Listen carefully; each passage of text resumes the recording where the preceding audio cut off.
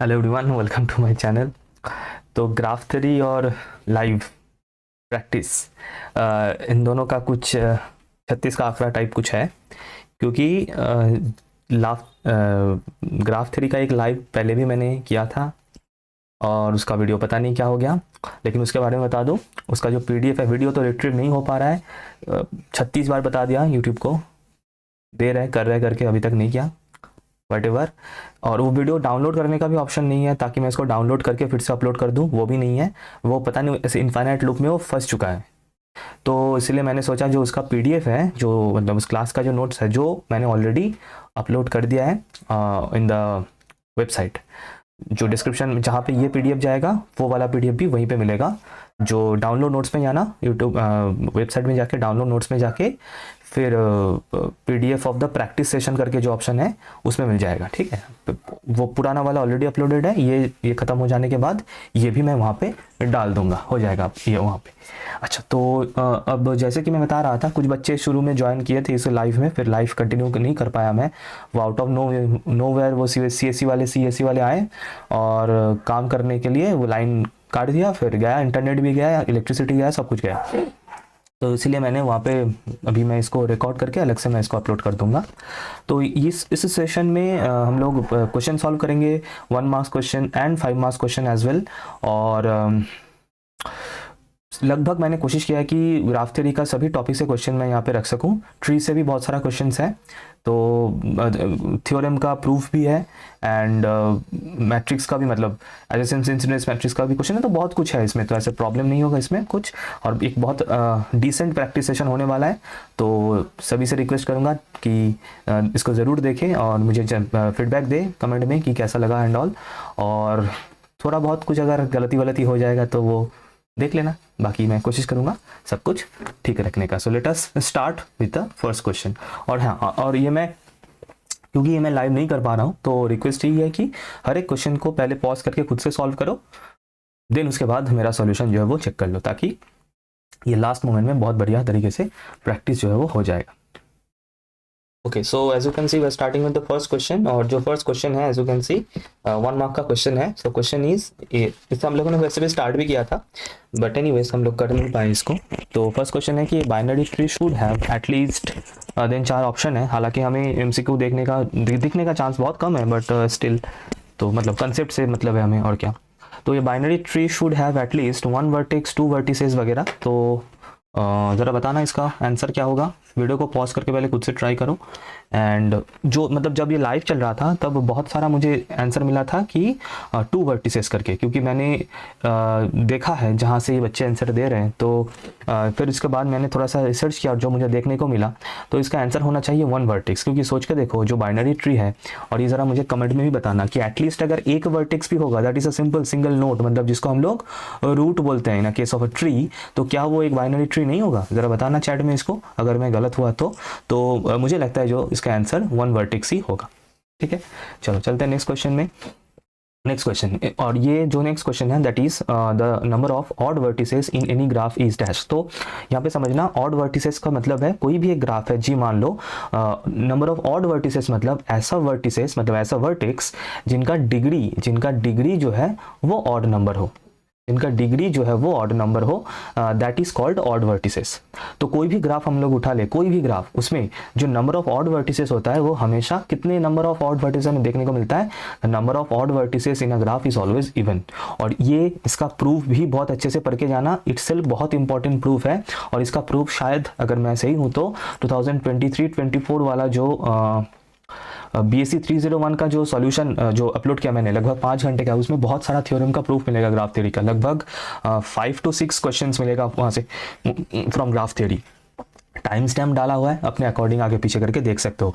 बेहतरीन तरीके से मैंने उसमें एक्सप्लेन किया है, तो डेफिनेटली चेक इट आउट। अच्छा, तो इसका आंसर हो गया number of odd vertices in a graph is even, मतलब even number of odd vertices हमें देखने को मिलेगा। नेक्स्ट क्वेश्चन में चलते हैं। Next question number 3, let G be a graph with n vertices and e number of edges. तो एक मान लो कुछ एक ग्राफ है जिसमें टोटल नंबर ऑफ वर्टिसेस है n and total number of edges है e। तो हमें पूछा है कि g has a vertex of degree m such that, तो मतलब अब मान लो उसमें एक उस मतलब ग्राफ में एक वर्टेक्स है जिसका डिग्री है m, suppose degree of this vertex, suppose इसका नाम मैं देता हूँ स्मॉल a, तो डिग्री ऑफ a मान लो है m, तो ये m कोई एक पर्टिकुलर वर्टेक्स का डिग्री और ये नंबर ऑफ वर्टिसेस और नंबर ऑफ एजेस के बीच में एक रिलेशन बनता है।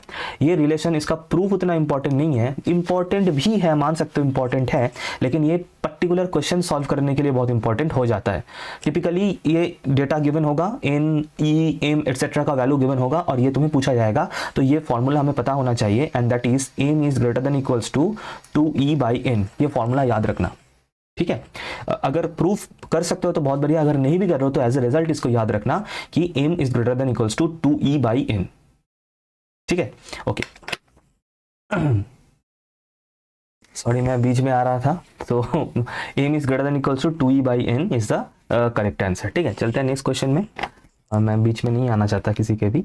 अच्छा, नेक्स्ट क्वेश्चन है क्वेश्चन नंबर 4। अच्छा, डिक्स्ट्रा का क्वेश्चन है, DIJKSTRA, दिस एल्गोरिदम, और ये ना ये सिर्फ मैथ्स में नहीं मिलता, अगर मैं गलत नहीं हूँ तो ये जो DSA में भी मिल जाता है ये वाला थ्योरम, है ना, जहाँ पे हम लोग मिनिमल स्पैनिंग ट्री वगैरह, शॉर्टेस्ट पाथ जो है वो फाइंड करने के लिए हम लोग इसको यूज़ करते हैं। मतलब अलग अलग सब्जेक्ट्स में ये हमें मिल जाता है, लेकिन है सेम चीज़। और नॉट ओनली दैट, मैं एंड में बिल्कुल इसी सेशन में हम लोग इसमें एक डिक्स्ट्रा से भी क्वेश्चन सॉल्व करने वाले हैं, राइट। ओके, तो ये जो क्वेश्चन है, डिक्स्ट्रा एल्गोरिदम इज यूज्ड फॉर, और यूज्ड टू होना चाहिए ये, राइट, सॉरी, यूज टू। तो क्या करने के लिए हम लोग डिक्स्ट्रा एल्गोरिदम को यूज करते हैं ये पता होना चाहिए। कभी कभी ये फिल इन द ब्लैंक्स ऐसा भी आ सकता है। तो क्वेश्चन है कि find maximum flow in a network, जो कि गलत है। जो बच्चे जिनका डीएसए है उन्हें तो ये पता ही है, लगभग सभी का ही थर्ड सेमेस्टर में आई गेस डीएसए रहता ही है, so you know. Scan all vertices of a graph, ये भी गलत है। Find the shortest path of a specific vertex to another, अब ये एब्सोल्युटली करेक्ट है, और यही करने के लिए डिक्स्ट्रा एल्गोरिदम हम लोग यूज करते हैं, जो बिल्कुल इसी सेशन में एकदम लास्ट एक क्वेश्चन में हम लोग देखेंगे, जहाँ पे डिक्स्ट्रा एल्गोरिदम को यूज करके हमें दो पर्टिकुलर वर्टेक्स के बीच में शॉर्टेस्ट पाथ हमें फाइंड करना होगा, जो हम करेंगे, आएंगे उसके ऊपर, बट अभी नहीं, बिल्कुल एंड में। हाँ, बहुत सारा क्वेश्चन है, देख लिया होगा तुम लोगों ने, हाँ करेंगे, सब कुछ करेंगे, यहाँ पे बहुत स्पेशल ये सेशन होने वाला है। तो find the shortest path of a specific vertex to another, मतलब वन वर्टेक्स टू अनदर के बीच में शॉर्टेस्ट पाथ फाइंड करने के लिए डिक्स्ट्रा यूज होता है। So this is the correct answer, option number C. Next question number 5, right, a tree has n vertices then the number of edges. ये बिल्कुल, ये भी बहुत ही ज़्यादा इंपॉर्टेंट है, मतलब क्वेश्चन सॉल्व करने के लिए तो है ही। 2-3 पॉइंट बता दूं, शायद इसका प्रूफ भी हम लोग करेंगे, इसी सेशन में करेंगे, तो इसका प्रूफ भी इंपॉर्टेंट है। आंसर जो होगा इसका, जरा बताना आंसर क्या होगा, वैसे पता है सभी को अब तक तो तुमने लिख भी लिया होगा। एनीवेज, तो नॉट ओनली दैट, जो हम लोग प्रेम्स एल्गोरिदम, क्रूस्कल्स वगैरह करते हैं ना, जहाँ पे हम लोग मिनिमल स्पैनिंग ट्री फाइंड करते हैं, तो उसमें भी ये स्टेटमेंट, ये रिजल्ट हमें बिल्कुल शुरू में यूज़ करना होता, मतलब वेरीफाई करते टाइम हमें ये यूज़ करना होता है। तो इसका ध्यान रखना, द आंसर इज n-1, ठीक है। So the tree, a tree has n vertices, then the number of edges is n-1, ठीक है। नेक्स्ट क्वेश्चन, लास्ट क्वेश्चन, मतलब 1 मार्क के लिए लास्ट क्वेश्चन। तो क्वेश्चन है कि a vertex of a tree is a cut vertex if and only if its degree is dash। अच्छा, यहाँ पे IFF जो दिख रहा है, इट इज एक्चुअली मतलब बोथ वे कंडीशन, इसका फुल फॉर्म होता है if and only if, इसको शॉर्ट में IFF लिखा जाता है। So this actually use when, कि जब मान लो ये फर्स्ट स्टेटमेंट, ये फर्स्ट वाला स्टेटमेंट जब रीजन होगा, जब कॉज होगा, तब ये वाला पार्ट इसका इफेक्ट होगा, एंड जब ये सेकेंड वाला पार्ट जब कॉज होगा तब फर्स्ट वाला पार्ट इफेक्ट होगा। तो ऐसे बोथ वे इंप्लाई करने के लिए जो हम लोग इस साइन से यूज करते हैं, बोथ वे इंप्लाई साइन, तो उसमें ये IFF या फिर if and only if condition use किया जाता है। अच्छा, अब यहाँ पे क्वेश्चन क्या है, question is a vertex of a tree is a cut vertex if and only if it's greater than. Organiser वाले जो है, ऑर्गेनाइजर जो रट के जाते हैं आंख बंद करके, मैं ये कभी प्रेफर नहीं करता, इसीलिए ऑर्गेनाइजर कि इसका प्रॉब्लम एक ही है कि ऑर्गेनाइजर में क्वेश्चन तो बहुत सारा मिल जाता है, प्रैक्टिस करो कोई दिक्कत नहीं, लेकिन ऑर्गेनाइजर में जो सॉल्यूशंस होता है वो बहुत मिस्टेक्स होता है उसमें। तो इसका जो करेक्ट आंसर होगा that should be greater than 1, ठीक है। शायद ऑर्गेनाइजर में कुछ गलत ही आंसर होगा इसका आंसर इज, इसका correct answer is greater than 1, ठीक है। तो मैं यहाँ पे थोड़ा सा इसको एक्सप्लेन कर देता हूँ, और मैं हट जाता हूँ क्योंकि जगह हमें चाहिए, कुछ गिर गया मेरा अभी यहाँ पे, बहुत बढ़िया। ओके, सो सपोज इसको मैं थोड़ा सा एक्सप्लेन कर देता हूँ कि मान लो हम लोग एक ट्री सोच के चलते हैं, ठीक है। एक ट्री ऐसे मैं ड्रॉ कर लेता हूँ, बिल्कुल बेसिक सा। नाम दे देते हैं वर्टेक्स का ए बी सी डी ई, ठीक है। अब मैं ब्रैकेट में इनका जो डिग्रीज है उन डिग्री लिख देता हूँ। अब ए वर्टेक्स का डिग्री बोलो सर, ए वर्टेक्स के साथ how many edges are connected, sir 2 edges are connected, तो इसका मतलब इसका डिग्री हो गया 2। इस तरीके से बाकी सभी जो यहाँ पे क्या बोलते हैं इसको वर्टिसेस है, इनका डिग्री पहले लिख लो ब्रैकेट में। सर सी के साथ ओनली एक एज कनेक्टेड है, ई के साथ ओनली एक एज कनेक्टेड है, डी के साथ भी ओनली एक एज कनेक्टेड है, बी के साथ 3 एजेस कनेक्टेड है। तो अब क्वेश्चन है कि a vertex of a tree is a cut vertex if and only if, ठीक है। तो अब देखो यहाँ पे कि ये जो यहाँ पे जितने भी वर्टिसेस है ए बी सी डी ई, इनमें से कट वर्टेक्स कौन कौन सा होगा और कौन कौन सा नहीं होगा। पहले हम लोग ए से स्टार्ट करते हैं। क्या ए जो है, ए वर्टेक्स जो है, क्या ये कट वर्टेक्स है? हाँ सर, ये कट वर्टेक्स है। कट वर्टेक्स होने का मतलब कारण क्या है कि अगर मैं ए वर्टेक्स को हटा दूं यहाँ से, समझना यहाँ पे लॉजिक को समझना, अगर मैं ए वर्टेक्स को हटा दूं यहाँ से तो ए के साथ जो कनेक्टेड दो जो एजेस है उन दोनों एजेस को भी हमें हटाना पड़ेगा। यही इस तरीके से इसको किया जाता है, जो बच्चे पढ़े हैं उन्हें पता ही है। तो अगर मैं हटा दूं, ये पूरा सेटअप यहाँ से हटा दूं, तो ए वर्टेक्स के साथ अगर इसके साथ कनेक्टेड एजेस भी हटा दूं तो देखो ये डिस्कनेक्टेड ग्राफ हो जाएगा, डिस्कनेक्टेड ग्राफ हो जाएगा, है ना। ये सी वर्टेक्स यहाँ पे अलग हो गया, ट्री तो नहीं रहेगा फिर। सो डेफिनेटली ए जो है वो एक कट वर्टेक्स है। कट वर्टेक्स है इसीलिए है क्योंकि अगर उसको मैं हटा दूं तो ऐसे डिस्कनेक्टेड हो जा रहा है चीज़ें। नेक्स्ट में हम लोग देखते हैं कि दूसरा वर्टेक्स के लिए देख लेते हैं।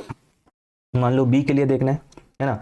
अगर बी को मैं हटा दूं, बी को मैं हटा दूं तो बी के साथ भी जितने एजेस कनेक्टेड है वो हट जाएगा, तो बी भी एक कट वर्टेक्स है। तो क्योंकि ई डी वगैरह जो है वो बिल्कुल अकेला हो जाएगा, मतलब डिस्कनेक्टेड हो जाएगा। लेकिन अगर हम लोग सी डी को देखें, C D E, C D and E, मतलब जो जिनका डिग्री 1 है करके, ये कभी भी ये कट वर्टेक्स नहीं है, नॉट कट वर्टेक्स नहीं है। क्योंकि तुम लोग सी डी ई को हटाओ, कुछ फर्क नहीं पड़ेगा, कोई दिक्कत नहीं होगा, जो बाकी का पोर्शन रहेगा वो एब्सोल्युटली कनेक्टेड रहेगा, है ना। तो मान लो मैं सी डी को हटा रहा हूँ, तो अगर मैं डी को हटा दूँ तो डी के साथ कनेक्टेड एज हट गया, ई को हटा दिया, ई के साथ कनेक्टेड एज हट गया, सी को हटा दिया, सी के साथ, तो ये बचा हुआ जो पोर्शन है एब्सोल्युटली कनेक्टेड है, कोई दिक्कत नहीं है इसमें। So C D E are not cut vertices. तो इसका मतलब ये vertex of a tree is a cut vertex if and only if. अब देख लो यहाँ पे डिग्री का क्या सिनेरियो है, देख लो। सर ए का डिग्री क्या है? सर ए का डिग्री क्या था? अच्छा ये तो मैं पूरा हटा ही दिया, रुक जाओ, हाँ अब ठीक है। तो ए का डिग्री क्या है? ए का डिग्री इज 2, बी का डिग्री क्या है? बी का डिग्री 3 है और इनका डिग्री 1 करके है, ठीक है। तो a vertex is cut vertex if it is greater than 1, मतलब देखो एटलीस्ट हमें 2 चाहिए, है ना, ग्रेटर देन 1, है ना, ग्रेटर देन 1। वहां पे आंसर मुझे देखने को मिला था ग्रेटर देन 2 करके, जो करेक्ट ऑप्शन, करेक्ट आंसर दिया हुआ था वो ग्रेटर देन 2 था, जो कि गलत है क्योंकि ये जो 2 डिग्री वाला वर्टेक्स है जो कि ए है, ये भी एक कट वर्टेक्स है। तो कट वर्टेक्स होने के लिए जो डिग्री होना पड़ेगा वो ग्रेटर देन 1 होना पड़ेगा। 2 से ही स्टार्ट हो जाएगा कट वर्टेक्स होना कोई भी ट्री के लिए, as you can see in this example. तो the correct answer is greater than 1। तो ये लॉजिक क्लियर होना चाहिए, एग्जाम्पल क्लियर होना चाहिए, और अगर हुआ तो लाइक जरूर हो जाना चाहिए। डन। तो चलते हैं नेक्स्ट क्वेश्चन में। अच्छा, अब ये जो क्वेश्चन है इस टाइप का, ये जो है ना, ये जो ग्राफ का जो फर्स्ट पार्ट है, बेसिक ग्राफ थ्योरी का जो पार्ट है, उनमें से हमें देखने को मिल जाता है। जैसे कि 2000 मतलब लास्ट ईयर का जो पेपर हुआ था BSc 301, या फिर अदर डिस्क्रिट में भी जो डिफरेंट पेपर कोड्स है, डिस्क्रिट अलग अलग स्ट्रीम्स में होता है फोर्थ सेमेस्टर में, तो उनके भी पेपर में ये हमें देखने को मिलता है। जो बेसिक जो मतलब ग्राफ का जो प्रॉपर्टीज वगैरह है उनको यूज करके इस टाइप का क्वेश्चन दिया जाता है। तो क्वेश्चन को पढ़ो और इसको हम लोग सॉल्व करेंगे फिर, और मैं हट भी जाऊंगा यहाँ से क्योंकि हमें ये जगह चाहिए होगा।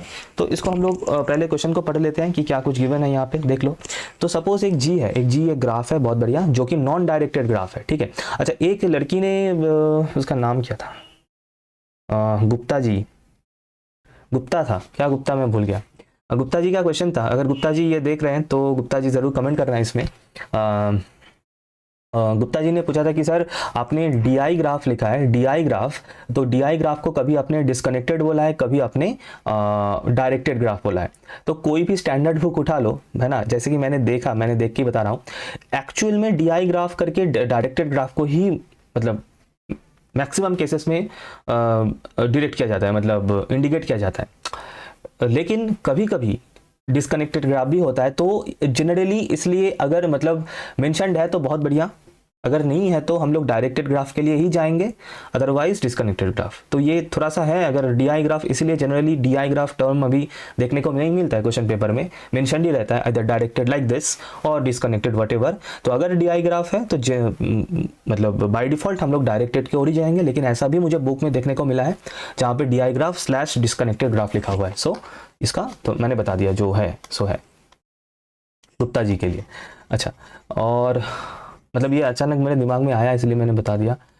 क्या था, हाँ, तो एक जी जो एक नॉन डायरेक्टेड ग्राफ है जो कि है with 12 edges, if G has 6 vertices each of degree 3, बहुत बढ़िया। तो बेसिकली फिलहाल सिनेरियो है कि जी एक ग्राफ है, बहुत बढ़िया, जिसमें total number of edges given है and total number of edges is 12, बहुत बढ़िया।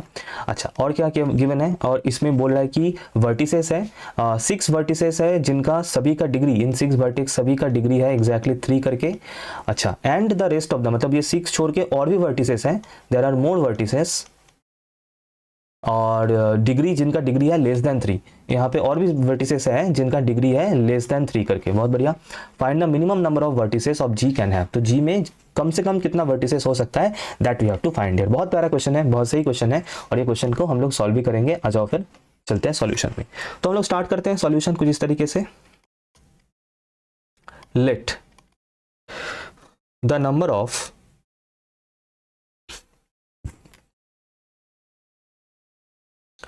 let the number of vertices is equals to 6 plus k। अच्छा सर, 6 plus k मैं क्यों लिख रहा हूँ, क्योंकि 6 वर्टेक्स ऑलरेडी क्वेश्चन में मेंशन था, और यहाँ पे मैंने बताया ना कि वो 6 वर्टेक्स को छोड़ के हमें और भी वर्टेक्स देखने को मिलेगा इस ग्राफ में जिनका डिग्री लेस देन 3 है, तो उसको मैंने k लिया है। जो वो एक्स्ट्रा वर्टिसेस है उनको मैंने 6 वर्टेक्स को छोड़ के जो एक्स्ट्रा वर्टिसेस है उनको मैंने k लिया है, स्मॉल k। अच्छा, late x1 x2 x3 dot dot dot xk be the vertices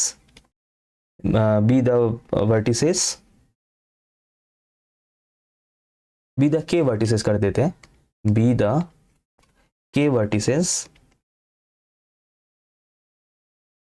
with degree कितना था, less than 3, with degree less than 3। Okay, now sum of degree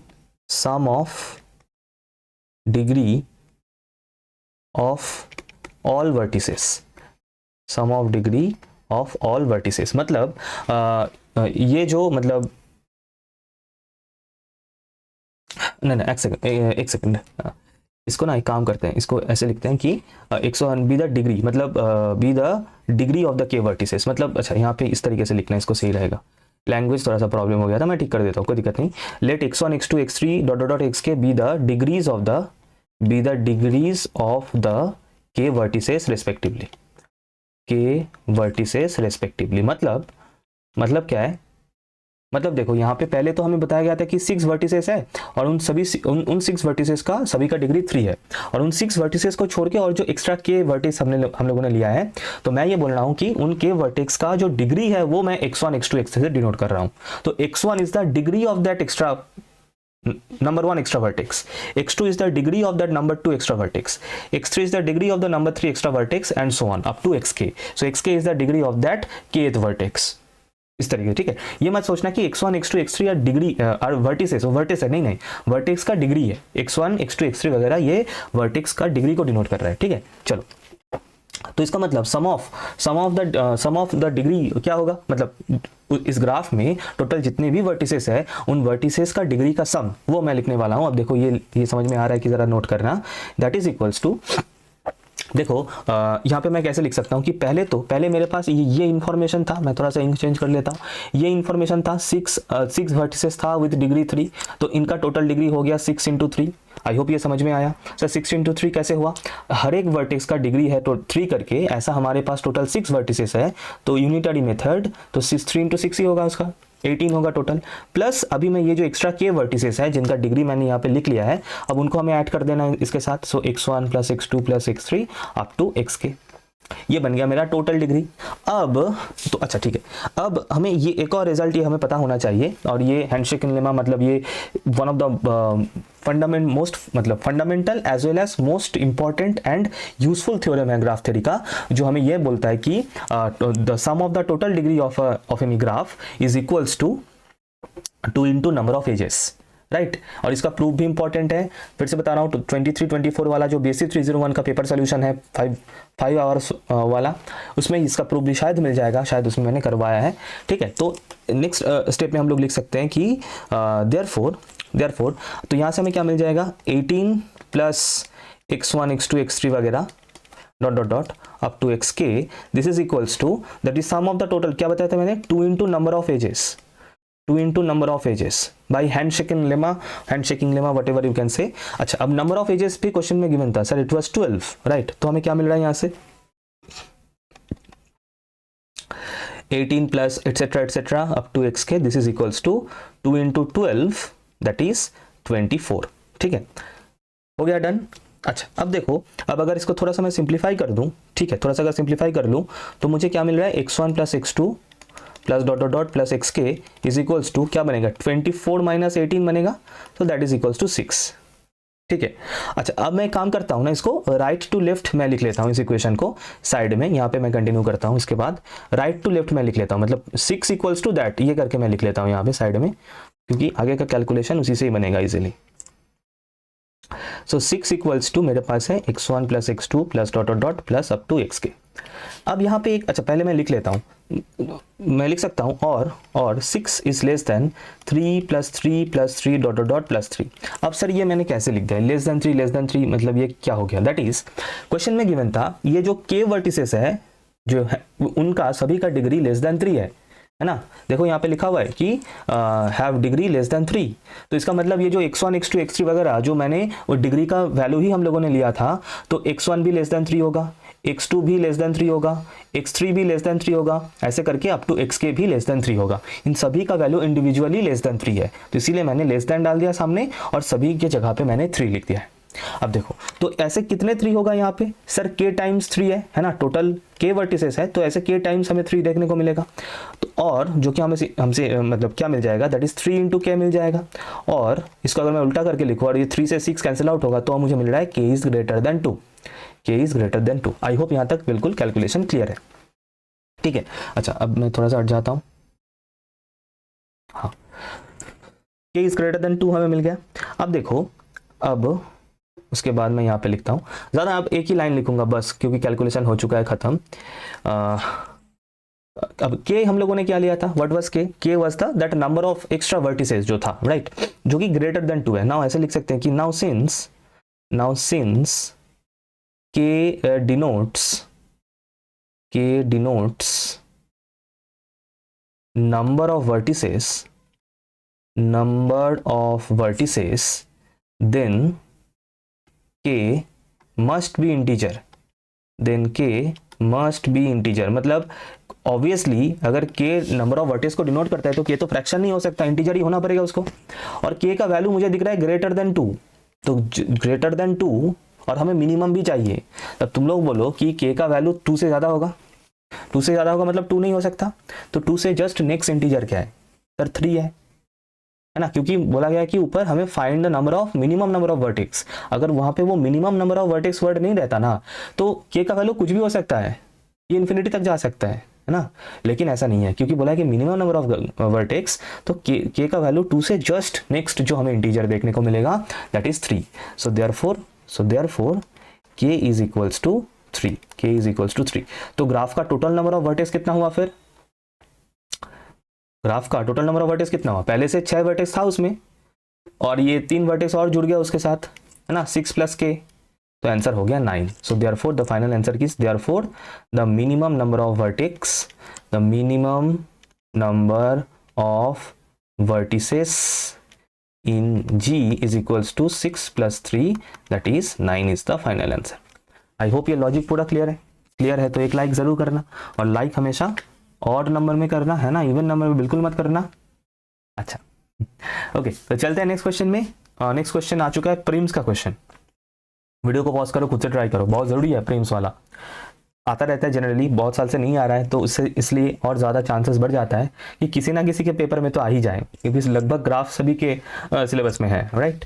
okay, so question क्या है, तो हमें मिनिमल स्पैनिंग ट्री फाइंड करना है, ये तो सभी को पता है, with the help of Prim's algorithm. तो ग्राफ गिवन है, उनके उसके साथ सभी उसका जो वेटेज गिवन है एजेस के साथ साथ, तो हमें प्रीम्स लगा के मिनिमल स्पैनिंग ट्री फाइंड करना है, राइट। आ जाओ फिर करते हैं इसको।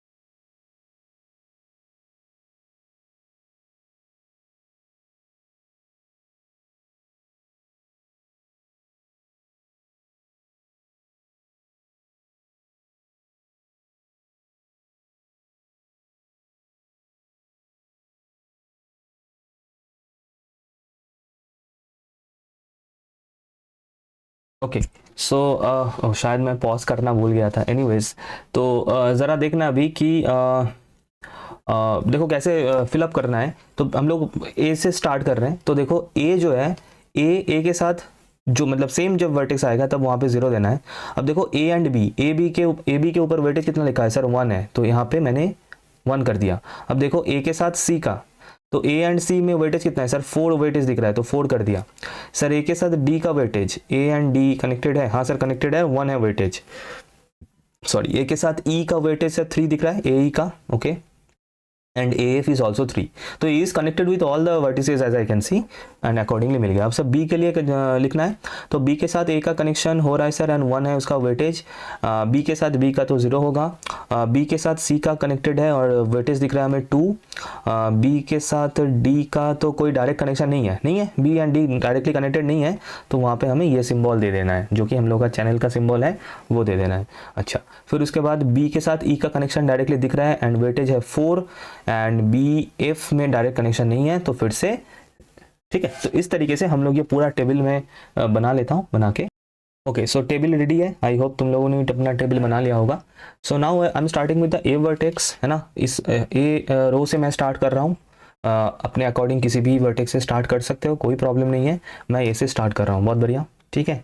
तो मैं ए से स्टार्ट कर रहा हूँ। अब मुझे देखना है कि ये जो ए का जो रो है, इसमें मिनिमम वेटेज कहाँ पे दिख रहा है। मिनिमम वेटेज नाम है मिनिमल स्पैनिंग ट्री। तो अच्छा, उसके पहले मैं एक और पॉइंट बता दूं जो मैं बताना भूल गया था, याद आ गया अचानक। दैट इज, इसमें टोटल वर्टिसेस कितना है, ये जो ग्राफ है, इसमें टोटल वर्टिसेस कितना है, टोटल वर्टिसेस है 6, ठीक है। तो इससे जो मिनिमल स्पैनिंग ट्री बनेगा, वहाँ पे 6 - 1 दैट इज 7, 6 - 1 7 कब से होने लगा, 5 एजेस। तो जैसे ही मेरा 5 एजेस बन जाएगा, बनाते बनाते वहीं पे जाके मैं रुक जाऊंगा, I end the process there, I end the algorithm there. तो ऑब्वियसली ये इससे जो ट्री बनेगा उसमें 5 एजेस हमें देखने को मिलेगा। ये पहले, क्योंकि वो n-1 होता है जो मैंने शुरू में बताया था, उसी को मैं यहाँ पे फॉलो कर रहा हूँ। तो आई एम स्टार्टिंग विथ ए। अच्छा, अगर मैं ए का रो देखूँ तो मुझे यहाँ पे 2 मिनिमम दिख रहा है, मतलब 2, 0 को ऑब्वियसली नहीं लेंगे, ए से ए पे हम लोग घूम के वापस आ जाएंगे, तो ये पॉसिबल नहीं है, तो वो सेल्फ लूप हो जाएगा और ट्री में साइकिल अलाउड नहीं है, ये सभी को आई होप पता है। तो ऑब्वियसली नॉन ज़ीरो वैल्यू पे हमें जाना है। तो यहाँ पे एक 1 है, यहाँ पे एक 1 है। अब बच्चे तुम लोग किसी भी 1 के साथ जा सकते हो, ए बी के साथ जा सकते हो, ए डी के साथ जा सकते हो, there is no problem. Finally जो रिजल्ट आएगा that will be same, so no problem. So मैं फॉर एग्जांपल मैं यहाँ पे ए डी के साथ चला जाता हूँ, ठीक है, कोई बात नहीं। तो मैं जा रहा हूँ डी के साथ। तो मैं यहाँ पे क्या करूँगा, ए डी जो मेन जो डायग्राम है, मेन जो ग्राफ है, वहाँ पे जो ए डी है, उस ए डी को मैं यहाँ पे ड्रॉ कर लूँगा कुछ इस तरीके से। तो मैंने ए डी बना दिया, और इसके साथ साथ इसके साइड में इसका जो वेट है, उस वेट को भी मैं यहाँ पे लिख लूँगा इसके साइड में, दैट इज़ 1। हो गया, डन। अच्छा, तो हम लोग डी रो पे पहुँच गए हैं। तो अभी हमें देखना है अभी, अच्छा तो ए रो हम लोगों ने ए रो से स्टार्ट किया था और अभी हम लोग डी रो में पहुंच गए।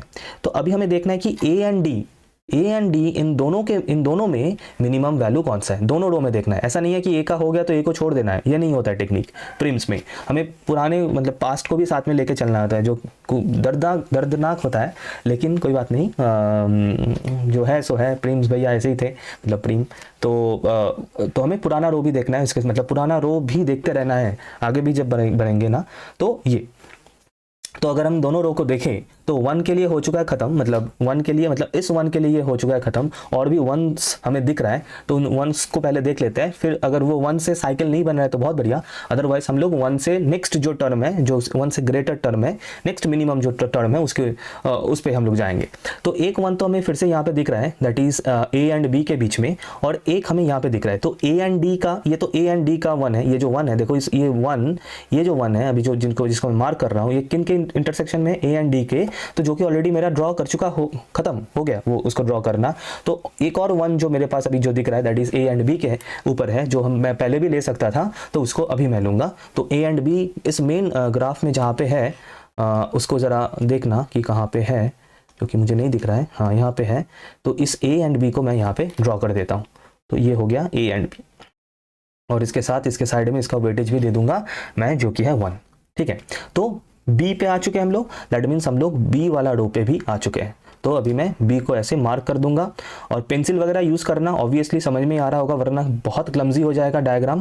तो ऐसे मैंने बी रो को मार्क कर लिया। अभी हमें तीनों रो को देखते हुए चलना है, तीनों रो के ऊपर मिनिमम को हमें देखते हुए चलना है। ठीक है, तो ये वाला 1 हम लोग ले चुके हैं, और ये वाला 1 भी हम लोग ले चुके हैं, टेक्निकली ये वाला 1 भी जा चुका है। अच्छा, अब देखो, अब तीनों में फिर से एक और 1 हमें देखने को मिल रहा है, दैट इज ये वाला 1 है ना। तीनों रो में जो मिनिमम वैल्यू है वो तो 1 ही है, जो कि ये वाला 1। अब ये ए बी वाला 1 है, जो कि ऑलरेडी हम लोग ले चुके हैं, तो इसको लेके कोई फायदा नहीं है। अब हम चलते हैं नेक्स्ट वैल्यू के ऊपर, जो कि 2 है, जो कि हमें 2 जगह पे दिख रहा है। इन तीनों रो, सिर्फ इन 3 रो पे देखना है, जो रो फिलहाल मार्क्ड है। तो एक 2 तो यहाँ पे हमें दिख रहा है, ये वाला 2 है, दूसरा एक 2 हमें यहाँ पे दिख रहा है, और तो कोई 2 नहीं दिख रहा है। ठीक है, तो इसका मतलब एक हम लोग जा सकते हैं बी सी वाला, या फिर एक जा सकते हैं डी सी वाला। तो मैंने कौन सा लिया है, मैंने डी सी लिया है, तुम लोग बी सी भी ले सकते हो, कोई दिक्कत नहीं है ना। तो अच्छा, तो फिर मैं अभी जो लेने वाला हूँ, दैट इज इस 2 को मैं अभी पिक करता हूँ। ठीक है, आई एम पिकिंग दिस 2। तो इस बी एंड सी कहाँ पे था, यहाँ पे था बी एंड सी। तो ये मैंने बी एंड सी को मैंने ड्रॉ कर दिया, और इसके साथ इसका वेट मैंने यहाँ पे लिख दिया 2। तो इस 2 को मैं ले चुका हूँ, और सी रो हमारे हिसाब में एंटर कर चुके हैं। जैसे ही मैं सी वर्टेक्स पे पहुंच गया, तो वैसे ही मैंने सी रो को मैंने मार्क कर दिया। मेरा ये सब मतलब ये सब प्रोसेस में थोड़ा सा हाथ तंग है, तो देख लेना, अगर कोई गलती होगा तो कमेंट में ज़रूर बताना, वीडियो ही डिलीट कर दूंगा मैं फिर। ठीक है, अच्छा तो कोई बात नहीं। अच्छा, फिर अभी हमें और भी बहुत सारा 2 दिख रहा है, तो एक एक करके 2 को देखते हैं, है ना। अभी टोटल 4 रो हमारे सामने है, और 2 अभी भी है, तो उन 2 को पहले देख लेते हैं। तो एक तो है ये वाला 2, है ना, बी एंड सी वाला 2, जो कि ऑलरेडी हम लोग ले चुके हैं, तो इसको मैं काट देता हूँ। एक है सी एंड डी वाला 2। अब देखो, अब आ गया मज़ा, इसको मैं रेड से लूँगा, मार्क करूँगा। ठीक है, अब ये जो 2 है, सी एंड डी में ये जो 2 है, ठीक है, इसको मैं नहीं ले सकता हूँ, इसको मैं ले ही नहीं सकता हूँ। वाई, क्यों? क्योंकि जैसे ही मैं इस 2 को पिक करूँगा सी एंड डी में, तो ये जो सी एंड डी ये हो जाएगा कनेक्ट, और ये बन जाएगा एक साइकिल। देखो, एक क्लोज्ड लूप बन जा रहा है, क्लोज्ड फॉर्म बन जा रहा है, जो कि ट्री में अलाउड नहीं है। ट्री में ऐसे क्लोज्ड फॉर्म अलाउड नहीं है, ट्री नहीं हो सकता ये। मिनिमल स्पैनिंग ट्री तो दूर की बात है, ट्री ही नहीं होगा। तो इसीलिए इस 2 को हम लोग ले ही नहीं सकते हैं। So I am not drawing that, and I am not taking this 2, इसको हम लोग लेंगे ही नहीं। तो बचा हुआ सिर्फ एक ही 2 है जो लेने लायक है फिलहाल, फिर भी देख लेते हैं उसमें कोई प्रॉब्लम। हाँ, वो तो सेम 2 ही है ना, सी डी वाला ही 2 है। इधर देखो, ये कौन सा 2 है, इधर है डी, इधर है सी, है ना। तो इसको भी हम लोग नहीं ले सकते। तो 2 का भैया हो चुका है, बात खत्म। अब सिर्फ अभी जो फिलहाल जो मार्क्ड रो है, ऊपर से 4 जो रो है, उनमें से नेक्स्ट जो वैल्यू हमें देखने को मिल रहा है वो है 3, है ना। क्योंकि देखो 3 है, 4 है और 5 है, मिनिमम में जाना है तो 3 है, और हमें 2 3 दिख रहा है। एक है ये वाला 3 ए ई वाला, एक है ए एफ वाला 3, है ना। एक है ए ई वाला, एक है ए एफ वाला। तो सपोज ए एफ लेते हैं, है ना, ऐसा कोई बात नहीं है, तुम लोग ए ई भी ले सकते हो। तो मैं ये ए एफ वाला 3 को लेता हूँ, और फिर जब भी ड्रॉ करोगे ना, तब देखना कि लूप तो फॉर्म नहीं हो रहा है, बस, और कुछ नहीं। तो ए एफ यहाँ पे था, मेन डायग्राम में देखना, ये रहा ए एफ, ये था ए एफ यहाँ पे, है ना। तो इस ए एफ को मैंने ले लिया, और यहाँ पे इसके साथ मैंने इसका वेट लिख लिया 3। ठीक है, ओके। तो ये 3 जा चुका है, वेरी गुड। और एफ वाला रो हमारे हिसाब में आ चुका है, एंटर कर चुका है एफ वाला रो, तो एफ को मैं मार्क कर दूं। अच्छा, तो और भी बहुत सारा 3 हमें दिख रहा है यहाँ पे फिलहाल, तो एक एक करके 3 को पकड़ते हैं। तो पहले इस 3 को देखते हैं, ए एंड ई वाला 3, ठीक है। ए एंड ई वाला 3 को अगर मैं ड्रॉ करूँ तो कोई दिक्कत तो मुझे नहीं लग रहा है ना। अगर मैं ए एंड ई को ड्रॉ करूँ कोई दिक्कत तो नहीं लग रहा है, तो ये भी हो सकता है, खत्म होगा। ये एक आंसर हो सकता है डेफिनेटली, इसको हम लोग ऐड करके इसका टोटल वेट लिखेंगे। क्यों ये आंसर मैं क्यों यहाँ पे इसको प्रोसेस को मैंने खत्म कर दिया, क्योंकि देखो 1 2 3 4 5 एजेस मुझे मिल चुका है, खत्म। और मुझे देखना ही नहीं है इसके आगे, 5 एजेस तक मुझे बनाना था, 5 एजेस तक मेरा आंसर बन चुका है। अच्छा, कोई बच्चा ये वाला ले सकता है, ये भी आंसर बनेगा, या फिर यहाँ तक चीज़ें था। अच्छा, मुझे हटना होगा अब, है ना, रुक जाओ, हाँ मैं हट गया। अच्छा, यहाँ तक चीज़ें था, मैं पहले इसको ड्रॉ कर दूँ, ए बी सी डी 1 2 1 3, ये था एफ। अच्छा, और क्या ऑप्शन अवेलेबल था सर, एफ, तो एफ तो ऑलरेडी टेकन है ना, एफ तो ऑलरेडी हो चुका है।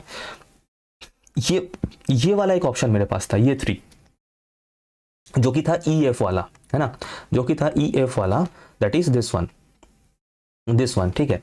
तो हम लोग ये भी कर सकते हैं, और इसके साथ होगा वेटेज 3। अब इन दोनों ही करेक्ट आंसर है, दोनों ही ड्रॉ कर सकते हो, दोनों ही एब्सोल्युटली करेक्ट है, कोई दिक्कत नहीं, ठीक है। अच्छा, वो CD कनेक्ट नहीं किया था ना, क्या CD कनेक्ट करना था? अच्छा ठीक है, कोई बात नहीं। और दूसरा भी हो सकता है, कोई बच्चा ये CD, अगर कोई बच्चा CD कनेक्ट करेगा तो उसका ये BC ये कनेक्ट नहीं होगा, तो ये भी एक आंसर बन सकता है ना। वो भी मैं ड्रॉ कर देता हूँ। अरे यार, ये क्या हो गया, अरे अरे अरे अरे, एक सेकंड। कोई भी डायग्राम इनमें से बन सकता है, अपने अकॉर्डिंग दूसरा भी डायग्राम बन सकता है, लेकिन सभी में एक चीज़ कॉमन होना चाहिए, जो कि मिनिमम वेट, जो फाइनल आंसर में जो मिनिमम वेट आएगा, मिनिमम वेट मतलब ऐड करना है ना, ये नंबर्स को ऐड करना है, 3 + 3 + 1 + 2 + 1, ठीक है, कितना हो रहा है देखो 10, ठीक है। कोई भी डायग्राम उठा लो, इनमें से जितने भी डायग्राम मैंने यहाँ पे ड्रॉ किया है, सभी का 10 आएगा, 10 से कम नहीं आ सकता। अगर 10 से कम आ जाएगा तो ये सभी आंसर गलत है। एक भी अगर 10 से कम मिल गया तुम लोगों को तो मुझे कमेंट में जरूर बताना, तो इसका मतलब मेरा आंसर गलत है, क्योंकि मिनिमल स्पैनिंग ट्री बोला गया है, तो मिनिमल स्पैनिंग ट्री मतलब जो स्पैनिंग ट्री निकल के आएगा उसका वेट भी मिनिमम होना पड़ेगा, तब जाके तो वो मिनिमल स्पैनिंग ट्री है। तो अगर 10 से कम आंसर आ रहा है तो ये प्रोसेस गलत है। अदरवाइज जो भी डायग्राम ड्रॉ करोगे, अगर कैलकुलेशन सही है, मतलब प्रोसेस अगर सही है, तो सभी का मिनिमम वेट जो है वो 10 ही आएगा, ठीक है। तो ये हो गया प्रिम्स एल्गोरिथम से क्वेश्चन को सॉल्व करना। अच्छा, तो ऐसे इस तरीके से, ऐसे जिस तरीके से मैंने एक्सप्लेन करके लिखा है, तो वैसे भी कर सकते हो, या फिर स्टेप 1 स्टेप 2 स्टेप 3 करके भी लिख सकते हो। जो प्रिम्स वाला जो मेरा डेडिकेट लेक्चर है उसको भी फॉलो कर सकते हो, उसमें मैंने ऐसे स्टेप वाइज लिखा है, तो जो ठीक लगे जिस तरीके से भी हो सके एक्सप्लेन करके बनाना है। तो मेरा प्रेफरेंस तो यही रहा, क्योंकि ये प्रैक्टिस सेट है, तो इसलिए मैंने थोड़ा सा इस तरीके से इसको एक्सप्लेन किया। अदरवाइज इसको अगर मतलब एकदम लिख के करना चाहते हो तो उसका भी ऑलरेडी मैंशनड है, प्रिम्स वाला डेडिकेटेड लेक्चर है, उसमें भी देख सकते हो, ठीक। ओके, चलते हैं नेक्स्ट क्वेश्चन में। ओके, नेक्स्ट है ग्राफ ट्री का क्वेश्चन, एंड थ्योरम भी है उसके साथ एक। तो पहले यहाँ पे डिफाइन करने बोला है कि what is binary tree, then उसके बाद एक क्वेश्चन है जिसको हम लोग देखेंगे, लेकिन first we are writing the definition of binary tree. So a tree which is exactly uh, which has exactly one vertex, which has exactly one vertex of degree 2,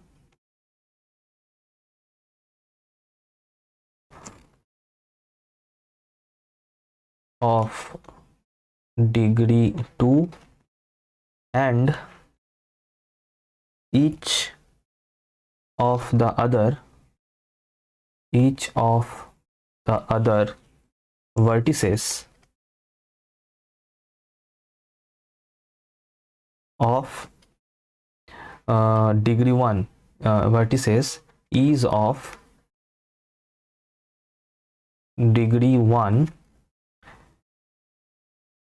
or 3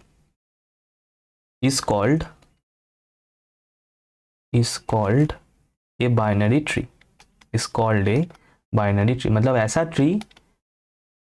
एक ट्री जिसमें एक vertex हो degree 2 का and बाकी का vertex होगा either 1 degree का या फिर 3 डिग्री का, तब जाके उसको हम लोग बाइनरी ट्री बोलते हैं।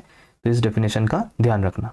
And if you want then you can draw diagram as well, for example, है ना।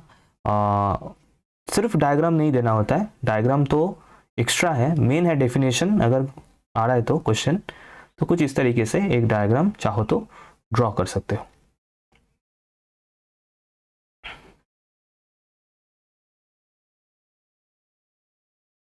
ठीक है, अपने अकॉर्डिंग वर्टेक्स का नाम दे देना ABCD करके, एंड यहाँ पे चेक करना कि यहाँ पे ये प्रॉपर्टीज जो है वो सेटिस्फाई हो रहा है, तो definitely this can be an example of binary tree. अब इसके साथ एक क्वेश्चन पूछाएगी, प्रूव और disprove the number of vertices of a binary tree is always even. ठीक है। अच्छा, तो बेसिकली ये जो स्टेटमेंट है ये गलत है, this statement is wrong, because ये ऐसे भी क्वेश्चन आ सकता है या फिर डायरेक्टली ये जो स्टेटमेंट है एज अ थ्योरम इसको प्रूव करने को भी बोल सकता है। So what is the actual statement? The actual statement is, by the way this is wrong, ठीक है। द स्टेटमेंट इज कि the number of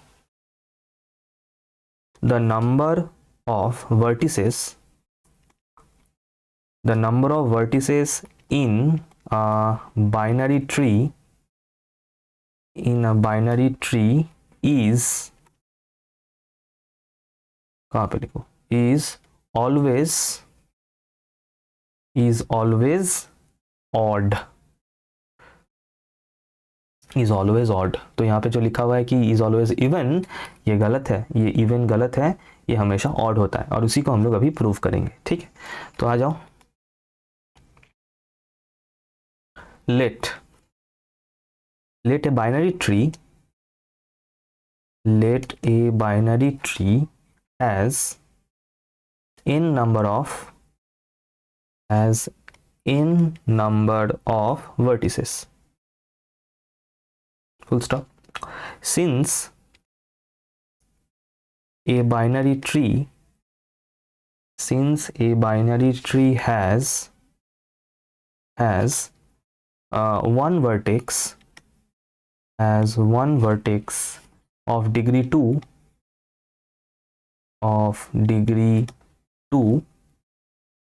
and the other, ये मैं डेफिनेशन से लिख रहा हूं, the other vertices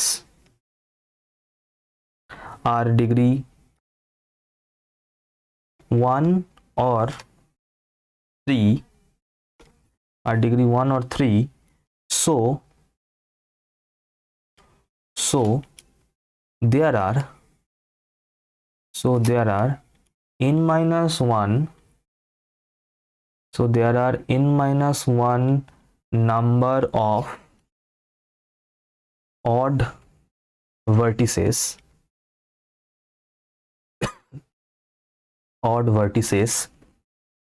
in the tree। अच्छा, लॉजिक समझना, ये है कि अगर ये बाइनरी ट्री है एंड उस बाइनरी ट्री में टोटल नंबर ऑफ वर्टिसेस अगर n है तो, ठीक है, अगर total number of vertices n है तो हमें पता है कि उस बाइनरी ट्री में एग्जैक्टली एक वर्टेक्स रहेगा जिसका डिग्री 2 होगा। तो अगर इस वर्टेक्स को मैं हटा दूं तो how many vertex are remaining? Total n vertices था, उनमें से एक डिग्री 2 वाला वर्टेक्स को मैं अगर हटा दूं तो अभी बचा कितना वर्टिसेस है? n माइनस 1 नंबर ऑफ वर्टिसेस बचा है। तो इनका डिग्री आइदर 1 होगा या फिर 3 होगा। अब डिग्री 1 हो या फिर 3 हो, वो तो होगा ही ऑड ही होगा, वो वर्टेक्स तो ऑड ही होगा। 1 एंड 3 दोनों ही ऑड नंबर है, तो इसका मतलब that vertex will be called as a odd vertex. इसका मतलब n माइनस 1 नंबर of total odd vertices will be there in that tree. Since we have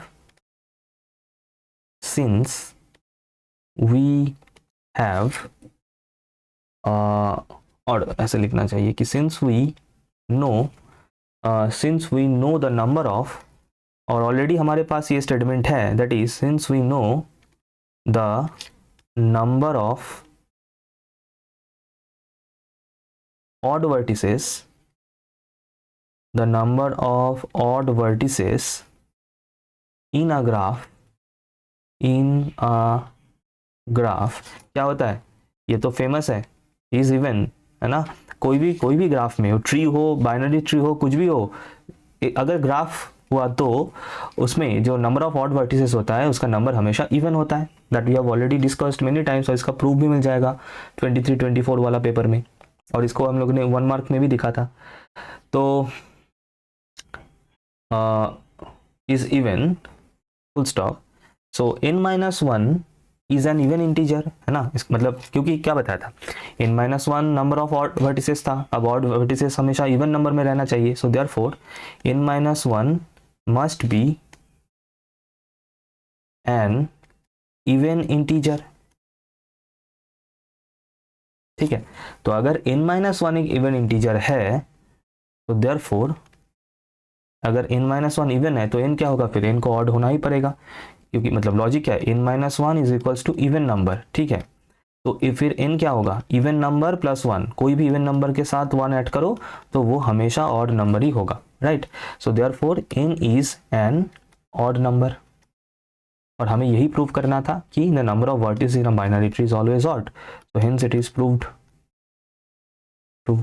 that's it। मज़ा आए तो लाइक करना ज़रूर, ठीक है, कंसेप्ट क्लियर हो तो लाइक करना ज़रूर। ओके, नेक्स्ट क्वेश्चन में चलते हैं, फिर से ग्राफ थ्योरी का ही क्वेश्चन है, and basics of graph theory का क्वेश्चन है, प्रॉपर्टी वगैरह रिलेटेड क्वेश्चन है, सॉल्व करेंगे इसको। पहले क्वेश्चन को पढ़ो और खुद से ट्राई करो, then will solve it definitely. Okay, तो क्वेश्चन क्या है कि एक सिंपल ग्राफ है, सिंपल रेगुलर ग्राफ है। रेगुलर ग्राफ वर्ड बहुत ज़रूरी है इसमें, क्योंकि अच्छा देखेंगे आगे, कोई दिक्कत नहीं। सिंपल रेगुलर ग्राफ है, टंग ट्विस्टर हो गया मेरे लिए, जिसमें टोटल n वर्टिसेस है एंड 24 एजेस हैं।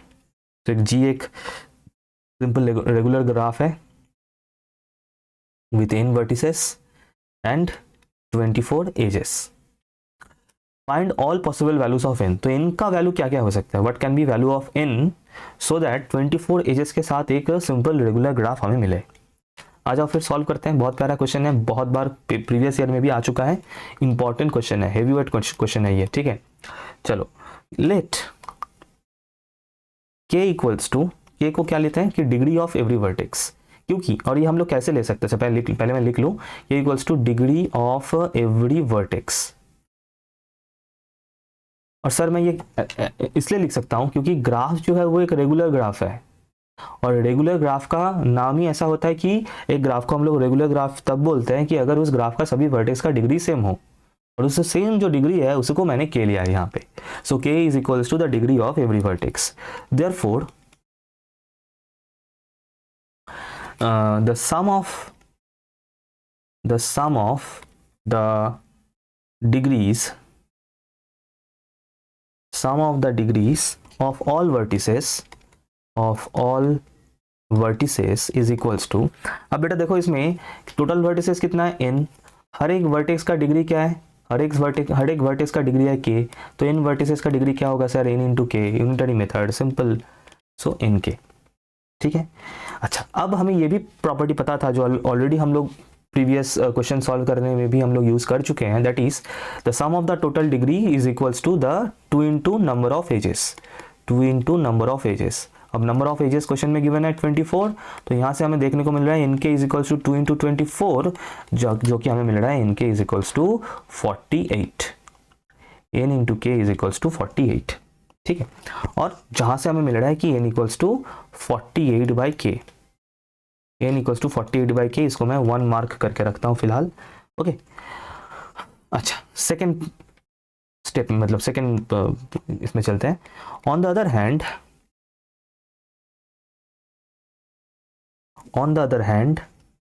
We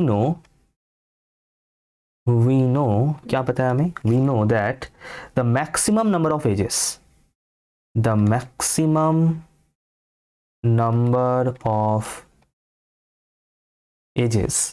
maximum number of edges in a simple graph, in a बहुत इंपॉर्टेंट थ्योरम है, बहुत इंपॉर्टेंट रिजल्ट है, एज ए थ्योरम इंपॉर्टेंट है, प्रूफ भी इंपॉर्टेंट है।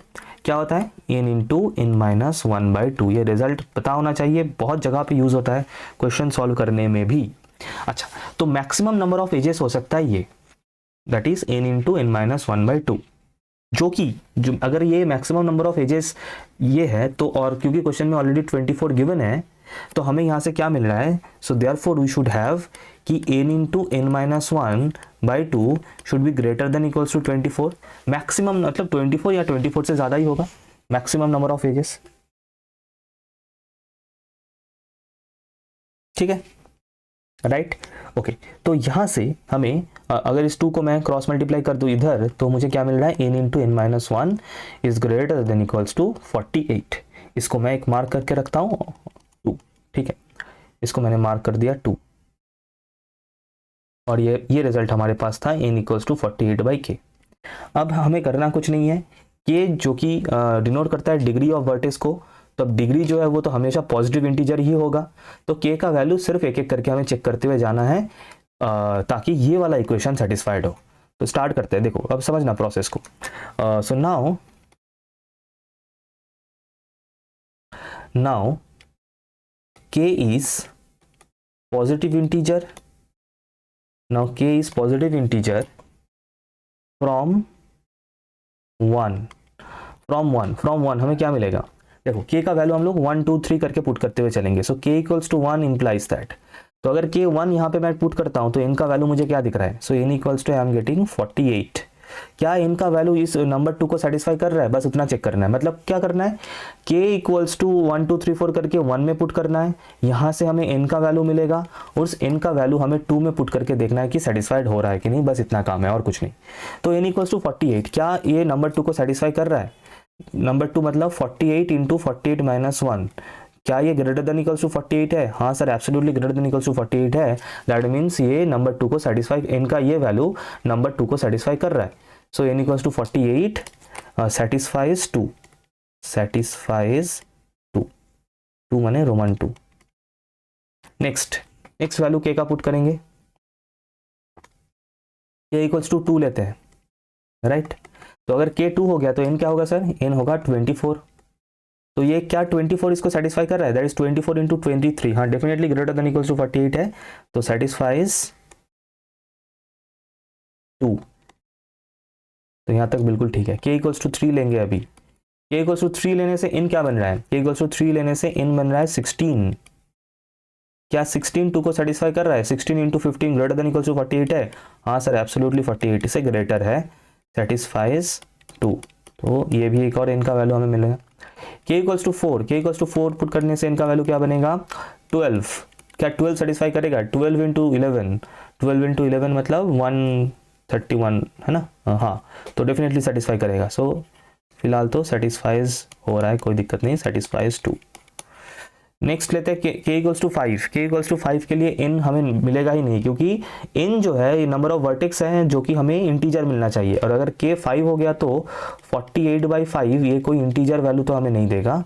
तो definitely for k equals to 5 n is not an integer, हो गया खत्म। चलते हैं k equals to 6। k equals to 6 हुआ तो n क्या होगा 8।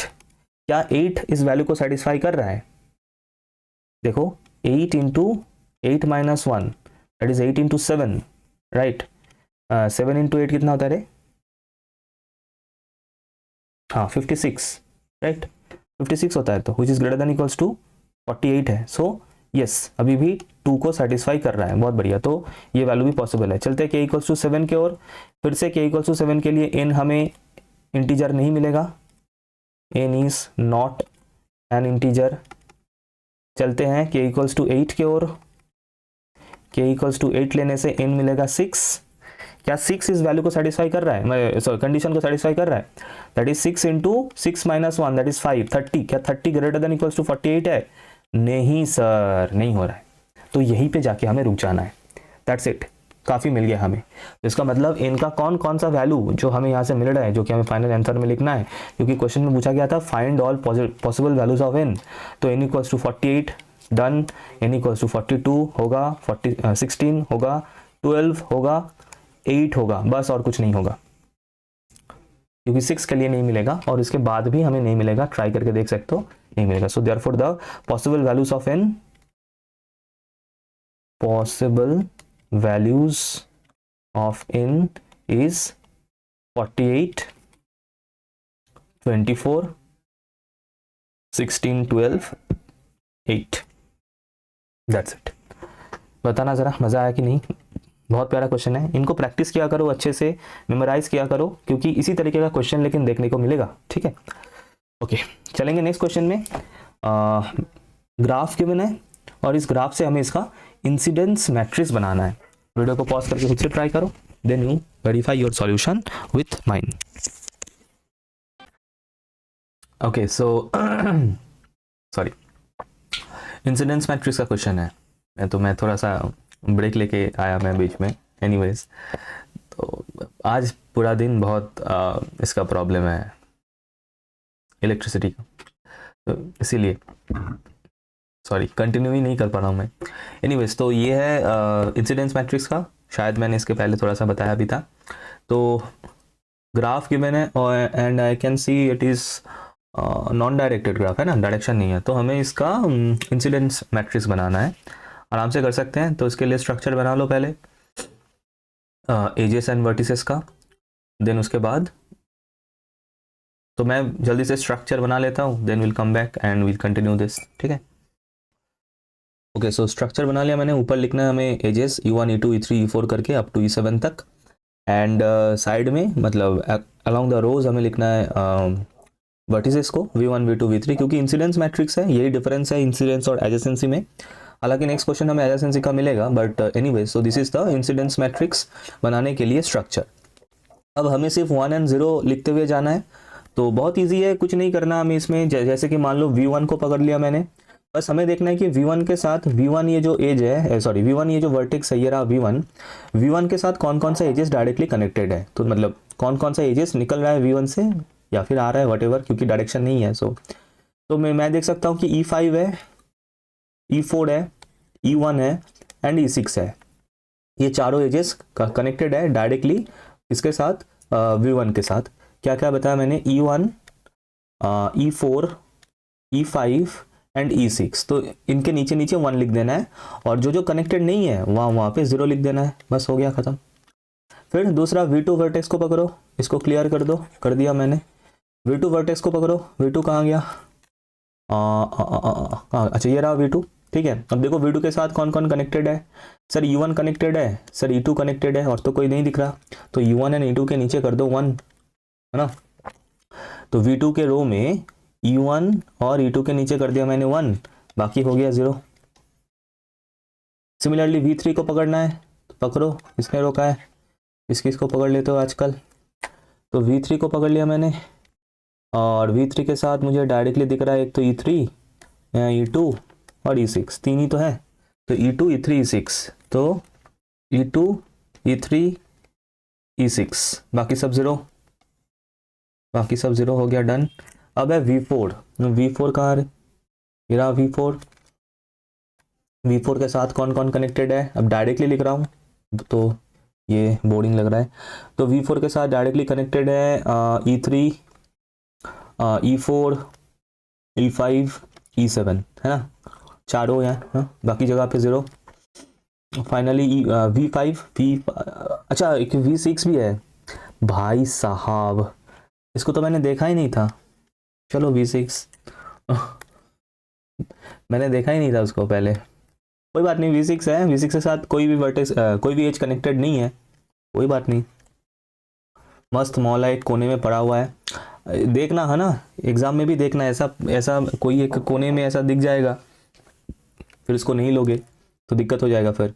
तो V5 के साथ क्या कनेक्टेड है डायरेक्टली, सर E7 ही है सिर्फ, और तो कुछ नहीं दिख रहा, तो E7 के नीचे 1 हो गया और बाकी हो गया 0।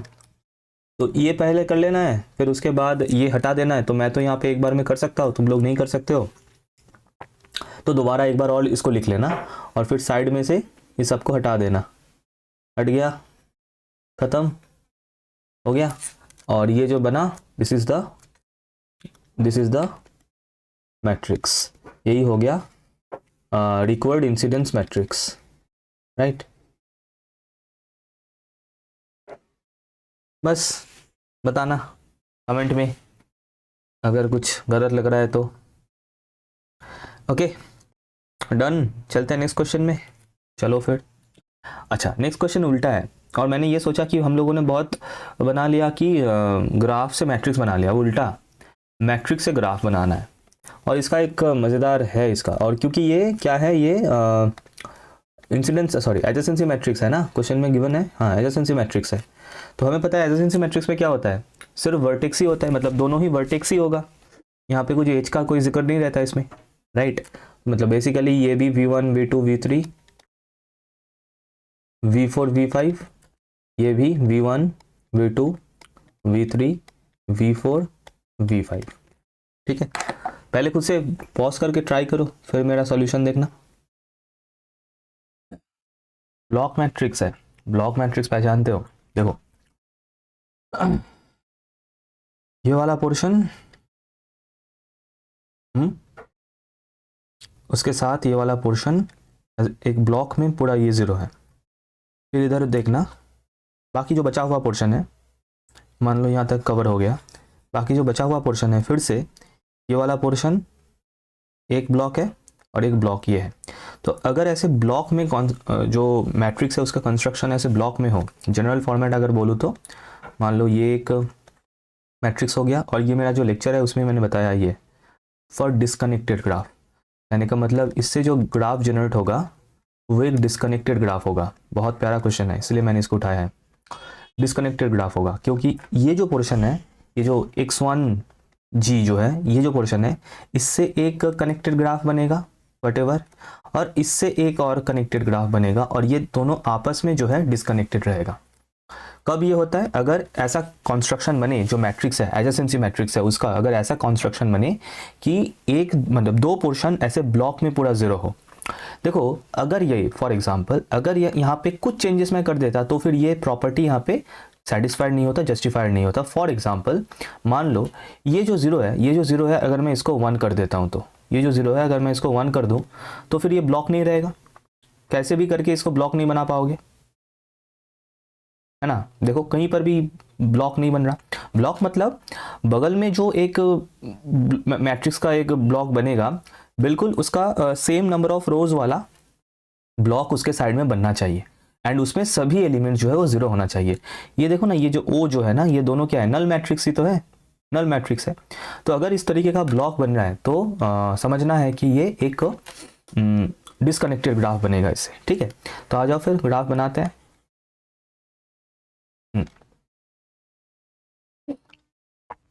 तो v1 v2 v3, ठीक है, मतलब एक काम कर सकते हो, मतलब अलग से लिख सकते हो अगर प्रॉब्लम हो वहाँ से समझने के लिए, जो कि नहीं होना चाहिए डेफिनेटली।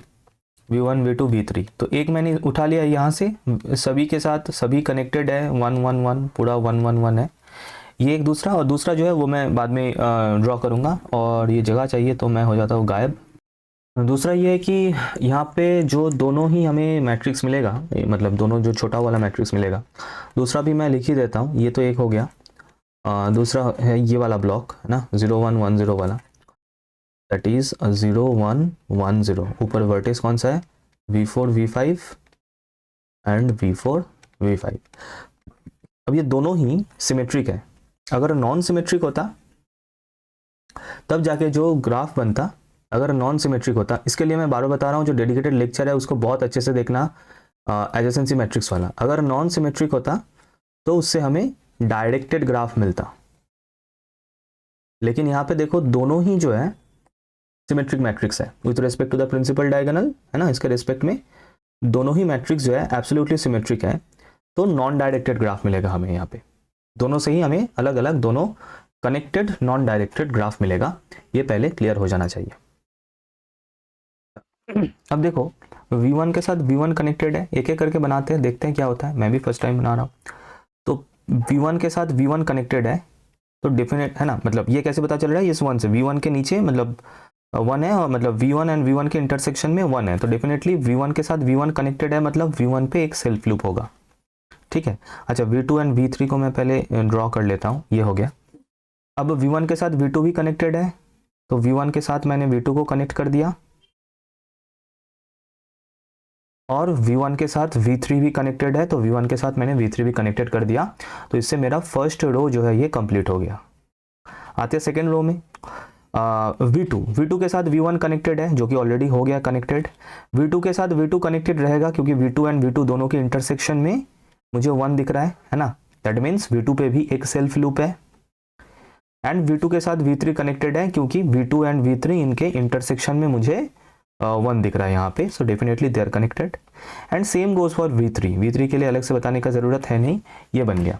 और ये नॉन डायरेक्टेड ग्राफ बनेगा, क्यों बता, ऑलरेडी मैंने बता दिया नॉन डायरेक्टेड ग्राफ क्यों बनेगा, क्योंकि दोनों ही मैट्रिक्स सिमेट्रिक है। सिमेट्रिक होने से नॉन डायरेक्टेड ग्राफ होता है, अगर नॉन सिमेट्रिक होता है मैट्रिक्स तो उससे डायरेक्टेड ग्राफ बनता फॉर एडजेसेंसी मैट्रिक्स, ये हमेशा याद रखना। और ये मैंने पॉइंट बताया भी है जो डेडिकेटेड लेक्चर है उसमें। अच्छा, अब आ जाते हैं इस पार्ट में। अब देखो यहाँ पे क्या सिनेरियो है, V4 एंड V5, पहले दोनों वर्टिसेस को मैं ड्रॉ कर लेता हूँ, दे देता हूँ यहाँ पे V4 एंड V5, ये हो गया। अच्छा, अब V4 ये है V5। V4 और V4 के इंटरसेक्शन में 0 है, मतलब सेल्फ लूप नहीं है, they are not connected to each other. V4 और V5 के इंटरसेक्शन में 1 है, मतलब इनको कनेक्ट कर दो, कर दिया। इससे ये ऑटोमेटिकली कंप्लीट हो गया V4 and V5, and V5 and V5 0 है, मतलब इसमें भी सेल्फ लूप नहीं है। तो ये कुल मिला के मेरा ये G ग्राफ बन चुका है, ये मेरा G ग्राफ है जो कि 2 कनेक्टेड कंपोनेंट से बना हुआ है कुछ इस तरीके से। ये है मेरा G graph. This is the first component, इसको G डैश्ड नाम दे सकते हो या फिर G1 वटेवर, जो भी प्रेफर करो। फर्स्ट कंपोनेंट ये हो गया, यह है दूसरा कंपोनेंट, इसको G2 नाम दे सकते हो, यह है G2, यह है G1। ऐसा मतलब इसमें मत लिखना, मैं बताने के लिए बता रहा हूँ। जब दोनों अलग से ड्रॉ करोगे करके इसको एक साथ रखना कुछ इस तरीके से, ताकि ये पता चले कि दोनों ग्राफ एक्चुअल में सेम, मतलब दोनों एक साथ ही है, सेम ही ग्राफ का पार्ट है, लेकिन डिसकनेक्टेड है, एक दूसरे के साथ कनेक्टेड नहीं है। तो आई होप ये वाला क्वेश्चन क्लियर हुआ। बहुत प्यारा क्वेश्चन है, मतलब थोड़ा सा हटके है लेकिन इंपॉर्टेंट है, and this is how you have to solve it. ठीक है, चलो। अच्छा, हम लोग फिर से एक प्रूफ पे आ चुके हैं, एंड इम्पॉर्टेंट है ये रिजल्ट भी इम्पॉर्टेंट है बहुत ज़्यादा, and I hope you have noticed ये रिजल्ट इतना ज़्यादा यूज़ होता है डिफरेंट क्वेश्चन वगैरह सॉल्व करने में भी। So we need to do this. ठीक है,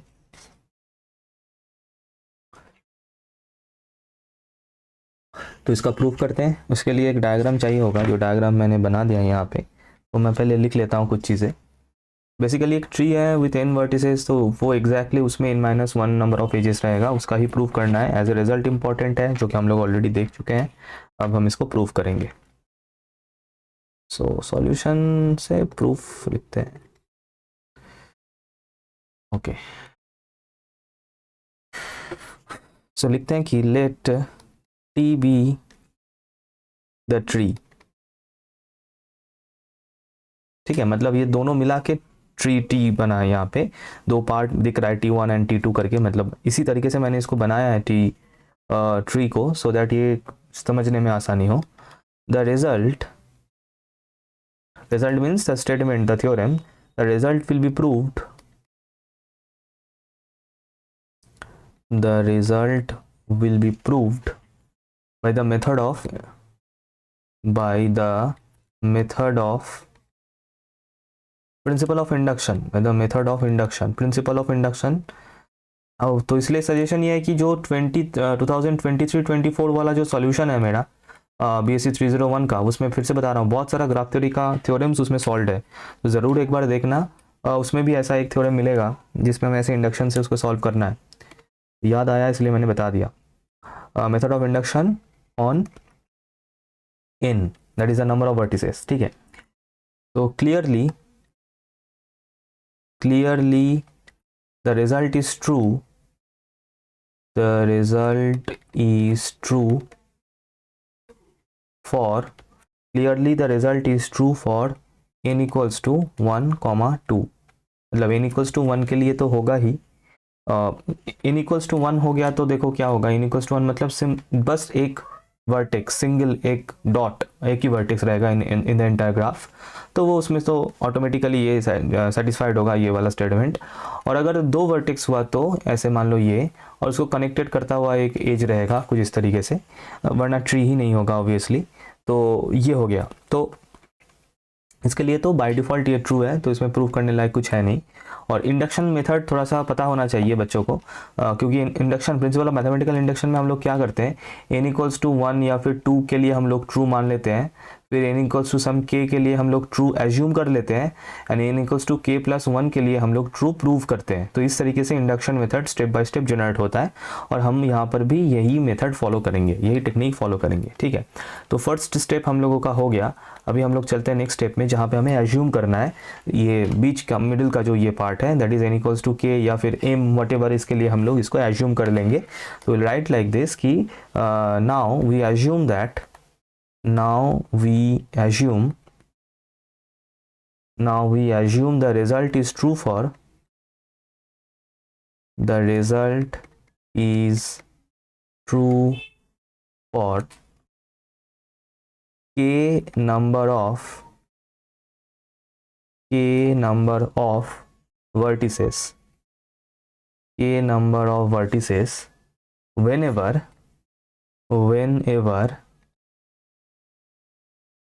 k is less than n। एक बार प्रिंसिपल ऑफ मैथमेटिकल इंडक्शन थोड़ा सा देख लेना, पढ़ लेना, तो ये समझने में और आसानी होगी। In t let a, small a edge दिख रहा है, कौन सा एज है, ये कनेक्टिंग एज जो है। In t let a be an as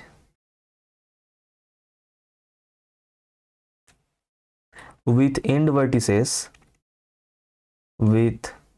vertices, दोनों end vertices दिख रहा है, एक है कैपिटल A, एक है capital B, with end vertices A and B, since two vertices in a tree are connected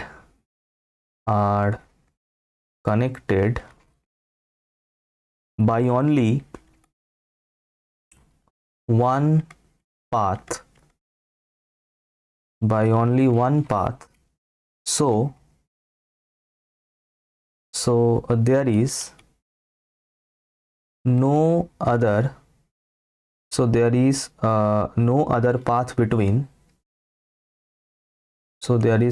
path between A and B।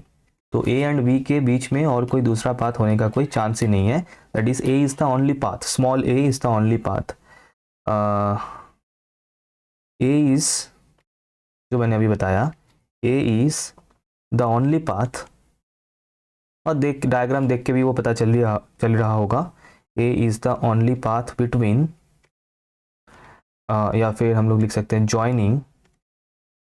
Joining A and B।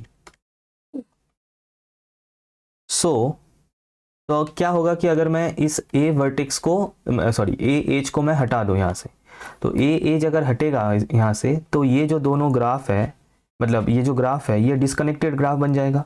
दो clearly दिख रहा है हमें, दो क्लियर डिस्कनेक्टेड ग्राफ मुझे यहाँ पे दिख रहा है, दो नहीं, मतलब the graph will become disconnected, दो क्लियर कंपोनेंट हमें यहाँ पे दिख रहा है, राइट।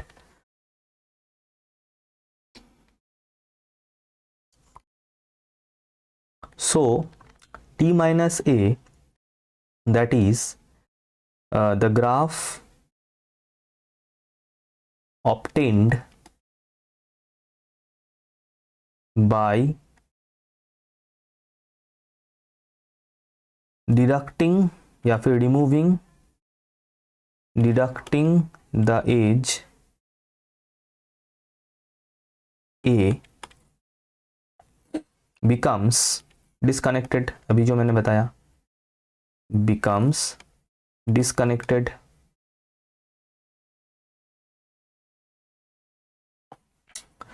नेक्स्ट पेज में चलते हैं।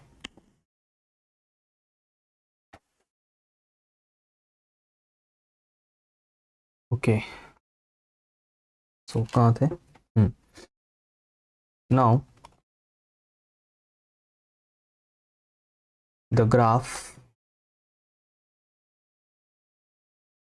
t minus a has exactly two components, जो अभी मैंने बताया था, has exactly two components, t1 and t2 से। तो अगर a को मैं हटा दूंगा तो t1 and t2 दो कंपोनेंट मुझे दिख रहा है यहाँ पे clearly. Late T1 contains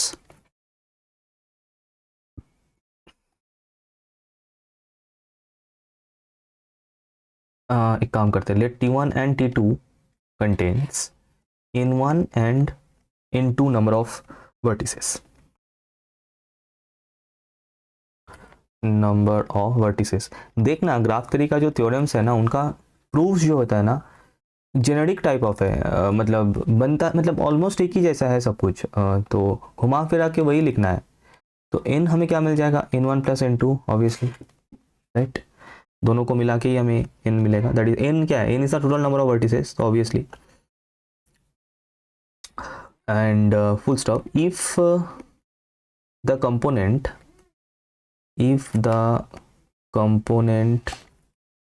T1 contains, if the component T1 contains a cycle, then T would have a cycle,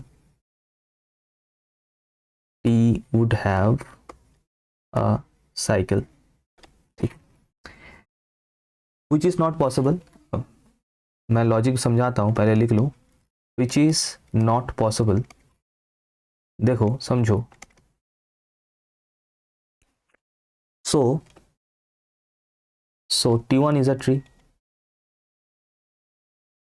अच्छा, लॉजिक क्या है कि T1 जो ये जो पहला ये जो कंपोनेंट है, अगर मतलब सिर्फ मैं अगर T1 के बारे में सोचूं, ठीक है, तो ऑब्वियसली इस T1 में कोई साइकिल नहीं होगा, क्योंकि अगर T1 में साइकिल होगा तो डेफिनेटली T में साइकिल होगा, और अगर T में साइकिल होगा तो T एक ट्री नहीं बनेगा, क्योंकि हमें पता है कि जो भी हो जाए बस उस ग्राफ में हमें साइकिल नहीं होना चाहिए, साइकिल नहीं मिलना चाहिए एक ट्री होने के लिए। तो अगर T1 में साइकिल होगा तो वो T में भी साइकिल, वो साइकिल T में भी जाएगा, और अगर T में साइकिल जाएगा तो T फिर ग्राफ नहीं, ट्री नहीं होगा, जो कि पॉसिबल नहीं है, क्योंकि क्वेश्चन में मेंशन्ड है कि T इज अ ट्री, तो इसका मतलब T1 has to be a tree, right, so T1 is a tree. Similarly T2 के लिए भी हम लोग सेम लिख सकते हैं, तो मैं सिमिलरली लिख देता हूँ, similarly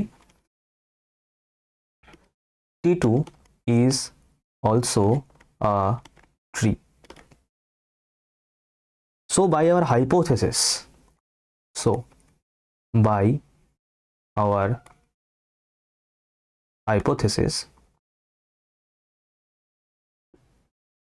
T1 has n1 minus 1 and T2 has n2 minus 1 number of edges। इसका लॉजिक मैं बताता हूँ, पहले मैं लिख लूँ नंबर ऑफ एजेस। अब देखो यहाँ पे समझना कि T1 इटसेल्फ एक ट्री है, ओके, और ये जो स्टेटमेंट है, ये स्टेटमेंट मैंने ट्रू मान लिया था for n equals to some k, और ये जो n1 वैल्यू है, देखो इंडक्शन में क्या होता है कि अगर मैं मान ले रहा हूँ कि ये स्टेटमेंट k तक ट्रू है, n इक्वल्स टू 1 2 3 से स्टार्ट करके k तक, n equals to k value के लिए ये ट्रू है, मतलब उस k के पहले जितना भी वैल्यूज आएगा उन सभी के लिए ये स्टेटमेंट ट्रू रहेगा।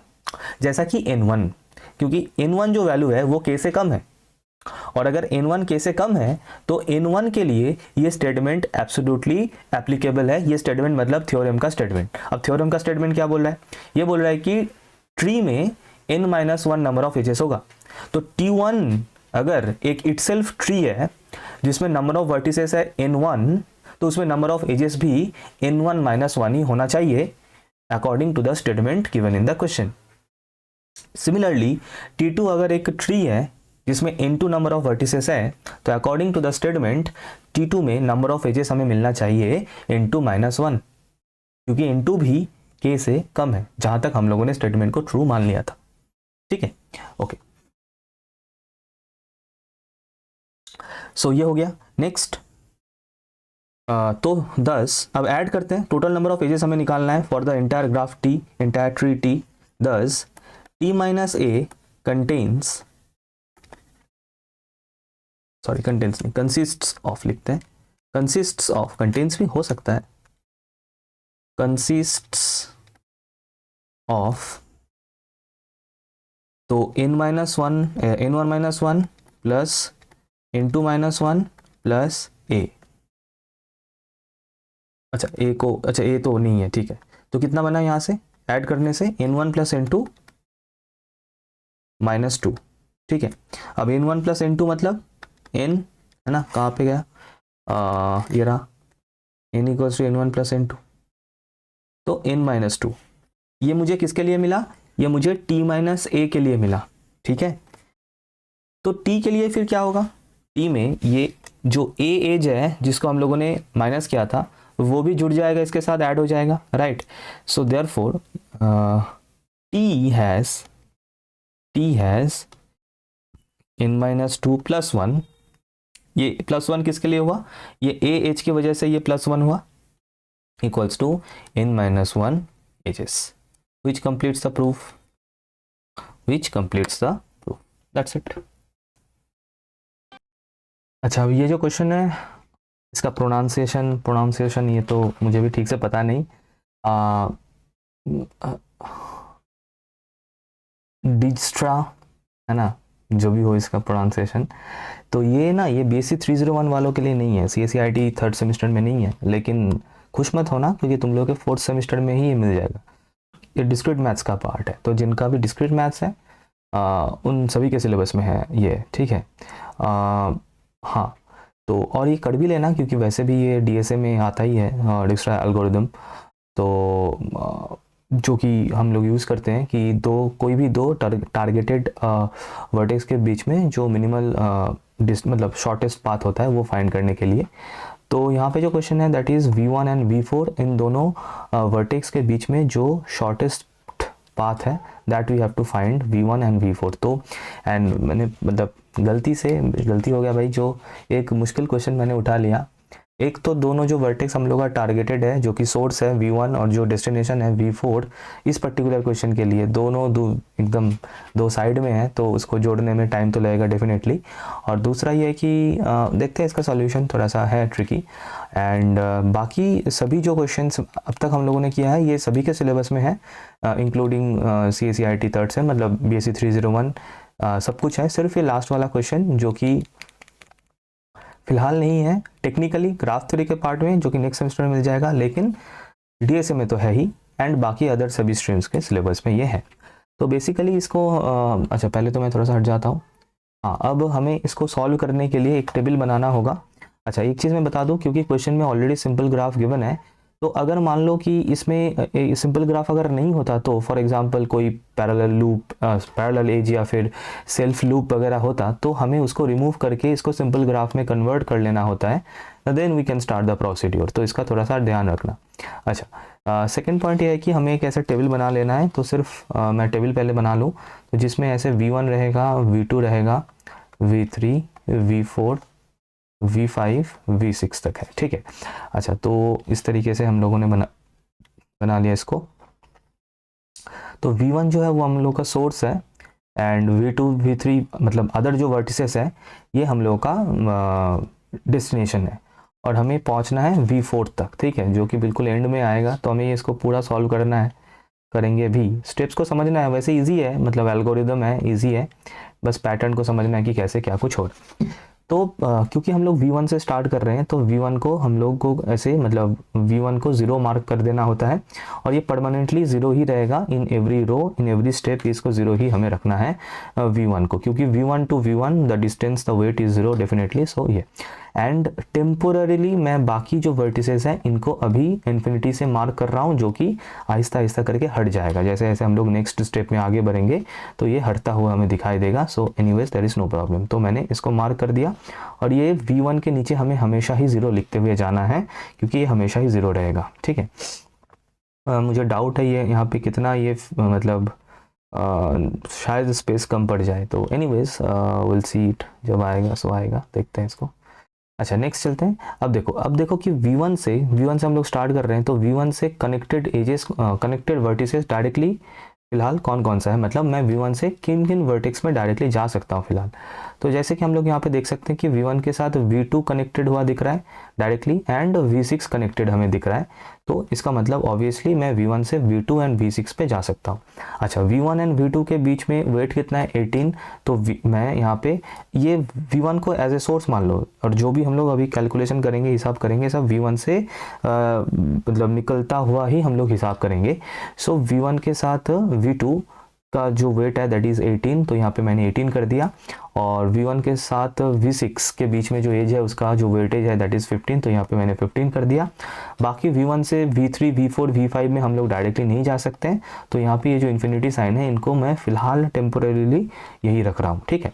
अच्छा, अब तुम लोग बताओ कि ये जो मैंने यहाँ पे इसको जाने दो, है ना, इसको देखना ही नहीं है, इस कलम को, V1 का कलम को देखना ही नहीं है, क्योंकि ये फिक्स्ड है, ये एब्सोल्युटली फिक्स्ड है, ये हम लोग का सोर्स वर्टेक्स है, तो इसमें कुछ इसको देखना ही नहीं है।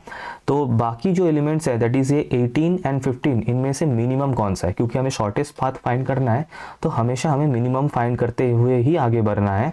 तो हमें पता है कि यहाँ पे 15 जो है वो मिनिमम है बिटवीन 15 एंड 18, तो नेक्स्ट स्टेप में इस 15 को फिक्स कर दो, ठीक है। अच्छा, और बाकी हम लोग अभी लिखेंगे, लेकिन यहाँ पे एक और चीज़ कर लो कि देखो अभी तक हम लोगों के पास V1 वर्टेक्स था, मतलब सोर्स वर्टेक्स तो हमेशा रहेगा, अब उसके साथ हमें V6 वर्टेक्स मिल चुका है, तो V1 एंड V6 ये दोनों वर्टेक्स हम लोग के हाथ में आ चुका है। अच्छा, हम लोग अभी आगे बढ़ेंगे एंड बाकी वर्टिसेस का जो हिसाब निकास है वो हम लोग हिसाब किताब करेंगे, तो आ जाओ फिर।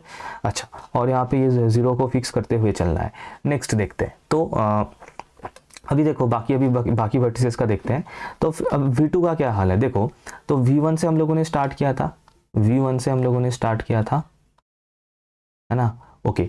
तो V1 से अगर मुझे V2 जाना है, तो अब यहाँ पे देखो मैं कैसे लिख रहा हूँ कि मिनिमम ऑफ 18 एक वेट हमें डायरेक्टली मिल रहा था अगर मैं V1 से V2 को मैं अगर डायरेक्टली जा रहा हूँ, और क्योंकि अभी मेरे पास V6 भी अवेलेबल है ना, क्योंकि अभी मेरे पास V6 भी अवेलेबल है, तो मैं अगर वाया V6 V2 में जाऊँगा, तो वाया V6 अगर मैं V2 पे जाऊंगा, तो ये यहाँ पे क्या दिख रहा है 15 + 6 मुझे दिख रहा है, दैट इज मेरे पास दो वेट दिख रहा है, एक है 18 और एक है 15 + 6 दैट इज 21।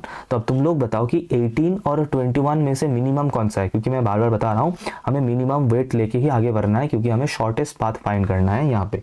ओके, तो 18 एंड 21 में से मिनिमम है 18, तो मैं यहाँ पे लिख दूंगा 18, ठीक है, विच इज इक्वल्स टू 18 मैं यहाँ पे लिख के रखता हूँ, ठीक है। अच्छा, तो ये हो गया V2 के लिए। अच्छा, बाकी वर्टिसेस का देख लेते हैं, क्या हम V3 तक जा सकते हैं, V1 से स्टार्ट करके V3 तक जा सकते हैं? हाँ सर, जा सकते हैं, वाया V6 जा सकते हैं, क्योंकि V6 अभी हमारे पास अवेलेबल हो चुका है। अच्छा, तो सिनेरियो क्या बन रहा है, V1 से V6 तक का वेट हो रहा है 15 एंड 15 से V3 का वेट हो रहा है 14। तो इसका मतलब अगर V3 मुझे जाना है तो मिनिमम ऑफ एक था इन्फिनिटी जो अभी तक था मेरे पास, ये रहा ऊपर, और अभी जो एक नया हिसाब हमें मिल रहा है दैट इज 15 + 14। 15 + 14 कैसे मिला फिर से बता देता हूँ। 15 प्लस, देखो टारगेट क्या है, मुझे V1 से V3 तक जाना है, V1 से V3 तक जाना है, और डायरेक्टली नहीं जा सकता, आइदर मैं V2 के थ्रू जा सकता हूँ या फिर V6 के थ्रू जा सकता हूँ। V2 अभी भी मेरे पास अवेलेबल नहीं हुआ है, मेरे पास सिर्फ दो ही वर्टेक्स अभी भी अवेलेबल है, एक है V1 दूसरा है V6, तो मैं V6 से जाना ही मेरा एकमात्र ऑप्शन है। अगर मैं V6 से V3 तक जाऊँगा तो मेरे पास वेट कितना बनेगा, V1 से V6 वेट बनेगा 15 एंड V6 से V3 वेट मुझे मिलेगा 14, तो टोटल वेट कितना हुआ फिर 15 + 14 दैट इज 29, और इन्फिनिटी एंड 29 में मिनिमम क्या है, ऑब्वियसली 29 मिनिमम है। हो गया, डन। अच्छा, अब देखते हैं V4, क्या मैं V1 से V4 तक जा सकता हूँ, जो मेरे पास अवेलेबल रिसोर्सेस है उनके थ्रू ही मुझे जाना है, एक्स्ट्रा वर्टेक्स मैं नहीं लगा सकता हूँ। तो मेरे पास अवेलेबल वर्टेक्स है, एक तो है V1 दूसरा है V6, क्या मैं V1 से V6 होता हुआ डायरेक्टली V4 पे जा सकता हूँ, पॉसिबल ही नहीं है, तो हमें यहाँ पे अभी भी इन्फिनिटी साइन को कंटिन्यू करना है। अच्छा, फिर देखते हैं V5 का है। हाँ सर, V5 हम लोग जा सकते हैं, V6 के थ्रू जा सकते हैं, तो V1 से V6 आ जाएंगे तो वेट होगा 15 एंड V6 से V5 वेट होगा 7, तो मेरा यहाँ पे क्या बनेगा, that is minimum of infinity comma 15 plus 7 जो कि है 22, तो ऑब्वियसली इन्फिनिटी एंड 22 के बीच में जो मिनिमम है वो 22 ही बनेगा। अब देखो यहाँ पे ये जो रो है, ये इस रो को देखना और बताना कि जो जो मैंने कैलकुलेशन लिखा है इनमें से मिनिमम कौन सा तुम लोगों को दिख रहा है, जो कि बिल्कुल क्लियरली आई होप दिख रहा है कि मिनिमम कौन सा है। किन के बीच में देखना है सर? 18 को देखना है सर, 29 को देखना है एंड सर 22 को देखना है। इन तीनों के बीच में मिनिमम कौन सा है सर? इन तीनों के बीच में मिनिमम है 18, तो मैं 18 को मार्क कर दूंगा और इस 18 को लेके मैं नेक्स्ट स्टेप में चला जाऊंगा। तो आ जाओ फिर। तो 0 तो था ही, अब ये 18 भी आ चुका है जो कि हो चुका है फ्रीज्ड, ब्लॉक्ड, और यहाँ पे ये 15 पहले से ही ब्लॉक था जो कि लास्ट स्टेप में ब्लॉक हो चुका है। तो अभी तक मेरे पास V1 एंड V6 वर्टेक्स था, अभी मेरे पास V2 वर्टेक्स भी अवेलेबल हो चुका है, क्योंकि ये जो 18 है ये 18 V2 वर्टेक्स के नीचे मुझे यहाँ पे दिख रहा है। तो बहुत बढ़िया, अब आगे बढ़ते हैं। अब फिर से हम लोग V3 तक जाने का कोशिश करेंगे वाया जो अवेलेबल वर्टिसेस है उनके थ्रू। तो आ जाओ फिर देखते हैं सिनेरियो क्या बनेगा। आ जाओ।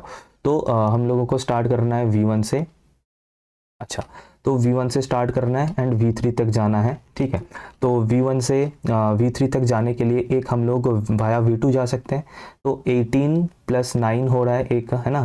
पहले V1 से V2 जाएंगे, V2 से V3 जाएंगे। तो पहले मैं इसको यहाँ पे ये कर दूँ। अच्छा, तो मेरे पास 29 एक अवेलेबल था, पहले एक वेट 29 मेरे पास अवेलेबल था, है ना। 29 कैसे बन रहा था? V1 से मैं V6 चला गया, V6 से V3 चला गया, 15 प्लस 14 ये मेरे पास पहले से बना हुआ था। अभी मुझे क्योंकि V2 रिलीज़ हुआ है, तो V2 के थ्रू अगर मैं V3 पे जाऊंगा तो एक नया मुझे वेट मिल रहा है, दैट इज़ 18 प्लस 9। तो मैं यहाँ पे लिखता हूँ एक नया जो वेट मुझे मिला है दैट इज़ 18 प्लस 9। बहुत बढ़िया। अच्छा, अब तुम लोग बताओ 18 प्लस 9 कितना होता है सर? 27। तो 27 और 29 के बीच में मिनिमम कौन सा हुआ सर? मिनिमम हो गया 27। बहुत बढ़िया। अच्छा, V4। तो अभी तक मेरे पास जो रिसोर्सेज अवेलेबल है, क्या मैं V1 से V4 तक जा सकता हूँ?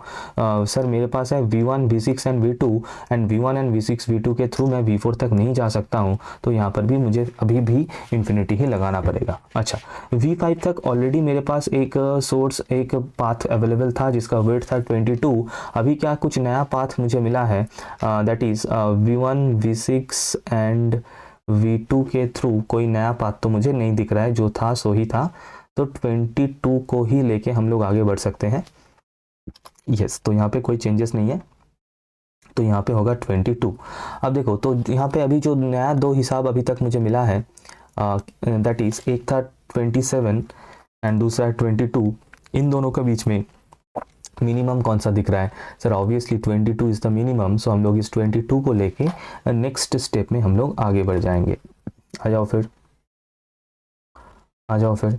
तो 0 तो यहाँ पे ब्लॉक्ड था, 18 हो चुका था ब्लॉक्ड, और अभी और 15 भी ब्लॉक्ड हो चुका था, एंड 22 अभी अभी ब्लॉक हुआ है, और ये 22 से V5 वर्टेक्स खुल चुका है। तो अभी हमारे पास ऑप्शन अवेलेबल है, that is V1 V6 V2, अभी आ चुका है V5, ठीक है। तो आ जाओ फिर V3 पे जाने का कोशिश करते हैं फिर से, एंड देखते हैं कि क्या कुछ नया ऑप्शन हमें मिलता है, एंड मिनिमम पाथ फिर क्या मिलता है, हम लोग इसको अभी यहाँ पे बनाएंगे। आ जाओ फिर। अच्छा, तो मेरे पास एक तो हिसाब पहले से ही था 27, और 27 और कुछ देखते हैं नया कुछ बनता है कि नहीं। क्योंकि V5 ओपन हो चुका है, तो हम लोग जा सकते हैं V1 से V6 जा सकते हैं। जा कर रहा है इसमें? अच्छा, V3 जा रहे हैं, तो V1 से V6 जा सकते हैं, V6 से V5 होके V3 जा सकते हैं। तो क्या बनेगा देखो, 15 प्लस 7 प्लस 10, एक तो ये ऑप्शन बन रहा है 15 प्लस 7 प्लस 10। 15 प्लस 7 प्लस 10 मतलब 27 एंड 15 मतलब 32, राइट। 20, हाँ 32, एक तो ये ऑप्शन बन रहा है। और क्या कुछ कोई दूसरा नया ऑप्शन हमारे पास अवेलेबल हो रहा है? 15 प्लस ये तो ऑलरेडी था, एक 29 वाला नहीं। तो कुल मिला के अगर मिनिमम देखो तो मुझे 27 ही एज ए रिजल्ट मुझे यहाँ पे मिनिमम दिख रहा है V1 से V3 जाने का, सही है। जो कि है वाया V2, है ना, वही मेरे पास अभी भी दिख रहा है मिनिमम, है ना। इसका नोट करना, ये कहाँ से मिल रहा है ये, लेकिन मुझे जो मिल रहा है, ये जो 27 जो मिल रहा है, इसको नोट करना, फिर से बता रहा हूँ, क्योंकि ये हमें मिल रहा था कैसे, V1 से V2 होता हुआ V3 तक, ये 18 प्लस 9 यही 27 हमें मिल रहा था, जो कि अभी भी मिनिमम है यहाँ पे। अभी मैं इसको मार्क नहीं करूँगा, क्योंकि V4 का देखते हैं कि क्या कुछ हो रहा है, क्या V4 तक अभी हम लोग जा सकते हैं। तो मेरे पास V3 अभी भी अवेलेबल नहीं हुआ है, राइट। तो V3 वाला पाथ हम लोग अभी नहीं ले सकते हैं। तो V1 से V4 तक जाना है। देखो समझना, यहाँ पे V1 से V4 तक जाना है। V3 अभी भी मेरे पास अवेलेबल नहीं है, मेरे पास अवेलेबल है V1, V6, V2 and V5। तो V1 से हम लोग V6 आ सकते हैं, V6 से V5 आ सकते हैं, V5 से V4 जा सकते हैं। तो देखो वेट क्या दिख रहा है, 15 + 7 + 36, ये एक वेट हमें दिख रहा है। तो हम लोग लिखते हैं कि मिनिमम ऑफ इन्फिनिटी कॉमा क्या क्या बना, 15 + 7 + 36। ज़रा इसको ऐड करके देखना। एक तो ये हो सकता है, दूसरा भी हो सकता है जो बढ़ेगा, इससे कम तो नहीं होगा। मिनिमम मैं ढूंढ रहा हूँ, है ना। एक रास्ता और हम लोग ले सकते हैं, ये दिखाता हूँ मैं, लेकिन ये ज़्यादा ही होगा, इससे कम तो नहीं होगा। और वो क्या, देखो समझना, यहाँ पे हम लोग पहले आ गए 18 वाला रूट लेके V2 तक, फिर आ गए ये V6 तक, फिर 7, फिर 36। तो इससे बढ़ेगा, कम तो नहीं होगा, इससे बढ़ेगा ही। तो लिख के कोई फ़ायदा नहीं है, क्योंकि हमें मिनिमम वैल्यू हर स्टेप में हमें मेंटेन करना है। तो देखो यहाँ से क्या बनना है, 36 + 15 + 7, तो यह तो हो गया 22, और 22 + 36 मतलब ये हो गया 58, है ना। 58 बन रहा है यहाँ पे, 58 बन रहा है, ये उसी रो में होगा, है ना। ये ऊपर लिखना, यहाँ पे लिखना जगह नहीं है, इसलिए मैंने नीचे लिखा 58। ठीक है, अब बताओ कि 58 और 27 में मिनिमम क्या है। सर ऑब्वियसली 27 मिनिमम है ना। यहाँ पे मिनिमम वर्ड लिखना है, 27 मिनिमम है, तो नेक्स्ट स्टेप में 27 ही नीचे आएगा। और यहाँ पे 0 जो था, यहाँ पे 18 जो था, यहाँ पे 22 जो था, यहाँ पे 15 जो था। अच्छा, जैसे ही 27 अभी इस स्टेप में हमें मिल रहा है, तो वैसे ही V3 मेरे पास अवेलेबल हो जा रहा है। तो अभी मेरे पास जो अवेलेबल वर्टिसेस है, that is V1, V6, V2, V5 था, अभी V3 इसके साथ जुड़ चुका है। तो अभी मैं V1 से V4 जाने के लिए ये V3 वाला रास्ता अभी मैं इसको अवेल कर सकता हूँ, अभी मैं जा सकता हूँ V3 के वाया, क्योंकि V3 अभी हो चुका है अवेलेबल। तो अगर मैं अगर मैं इसको कैलकुलेट करूँ, है ना, मतलब इस स्टेप में इसको कैलकुलेट करूँ, मतलब V4 तक का एक रास्ता मैं कैलकुलेट करूँ भाया V3, क्योंकि दूसरा रास्ता हम लोग ऑलरेडी देख चुके हैं। तो एक रास्ता हमें यहाँ पे दिख रहा है, दैट इज़ 18, 9 एंड 28, है ना। मतलब V1 से V2, V2 से V3, V3 से V4। ठीक है, तो यहाँ पे मैं लिखूँगा पहले जो हमें, इसके पहले जो हमें वैल्यू मिला था, दैट वाज 58। तो नया वैल्यू क्या बन रहा है, यहाँ पे मैं लिखूँगा मिनिमम ऑफ, एक तो था 58 जो लास्ट स्टेप में हमें मिला था। अभी जो मेरे पास बन रहा है कि 18 + 9 + 28। ज़रा कैलकुलेटर में करके बताना ये कितना आ रहा है। सर 18 + 9 मतलब ये होगा 27, 27 + 28 मतलब ये होगा 55, ये हो रहा है 55। ठीक है, अब बताओ 55 कम है या 58 कम है। सर 55 कम है, तो हम लोग V1 से V4 तक पहुंच चुके हैं, हमें V1 से V4 तक जाना था, पहुंच चुके हैं। और ये होगा उसका पाथ जो ऑलरेडी मार्क्ड है, मैं उसको फ्रेश करके लिखूंगा। और जो वेट हमें मिल रहा है, that is the minimal weight जो हमें मिल रहा है, that is 55, that is 55। So therefore इसको मैं थोड़ा सा, इसको एक काम करता हूँ, इसको थोड़ा सा छोटा कर देता हूँ। Okay, so therefore the shortest path from V1 to V4 is, क्या बात बना, V1 to V2, है ना। देखो V1 से हम लोग पहुंच गए V2, V2 से हम जाएंगे V3, V3 से हम जाएंगे V4, to V3 to V4। और इनका वेट्स हम लोग लिखते हुए चलेंगे, बिल्कुल ऊपर जो पाथ है वो वाला, दैट इज 18, फिर है 9, फिर है 28, जिसका टोटल वेट बन रहा है that is 18 + 9 + 28 and that is 55 is the answer. मतलब the final weight, the total weight of the minimal of the shortest path. So this completes the entire calculation. ठीक है, तो अगर ये पूरा सेशन अच्छा लगे, कुछ इससे हेल्प हो, तो डेफिनेटली एक लाइक करना। और इसका PDF मिल जाएगा, वेबसाइट में मैं अपलोड कर दूंगा, वहीं से डाउनलोड करके देख सकते हो, कोई दिक्कत नहीं। शेयर करना among your friends and subscribe कर लेना अगर अभी तक नहीं किया है तो। ठीक है, तो इस प्रैक्टिस सेशन के लिए इतना ही। मिलते हैं ऐसे ही एक नेक्स्ट प्रैक्टिस सेशन में। Thank you everyone.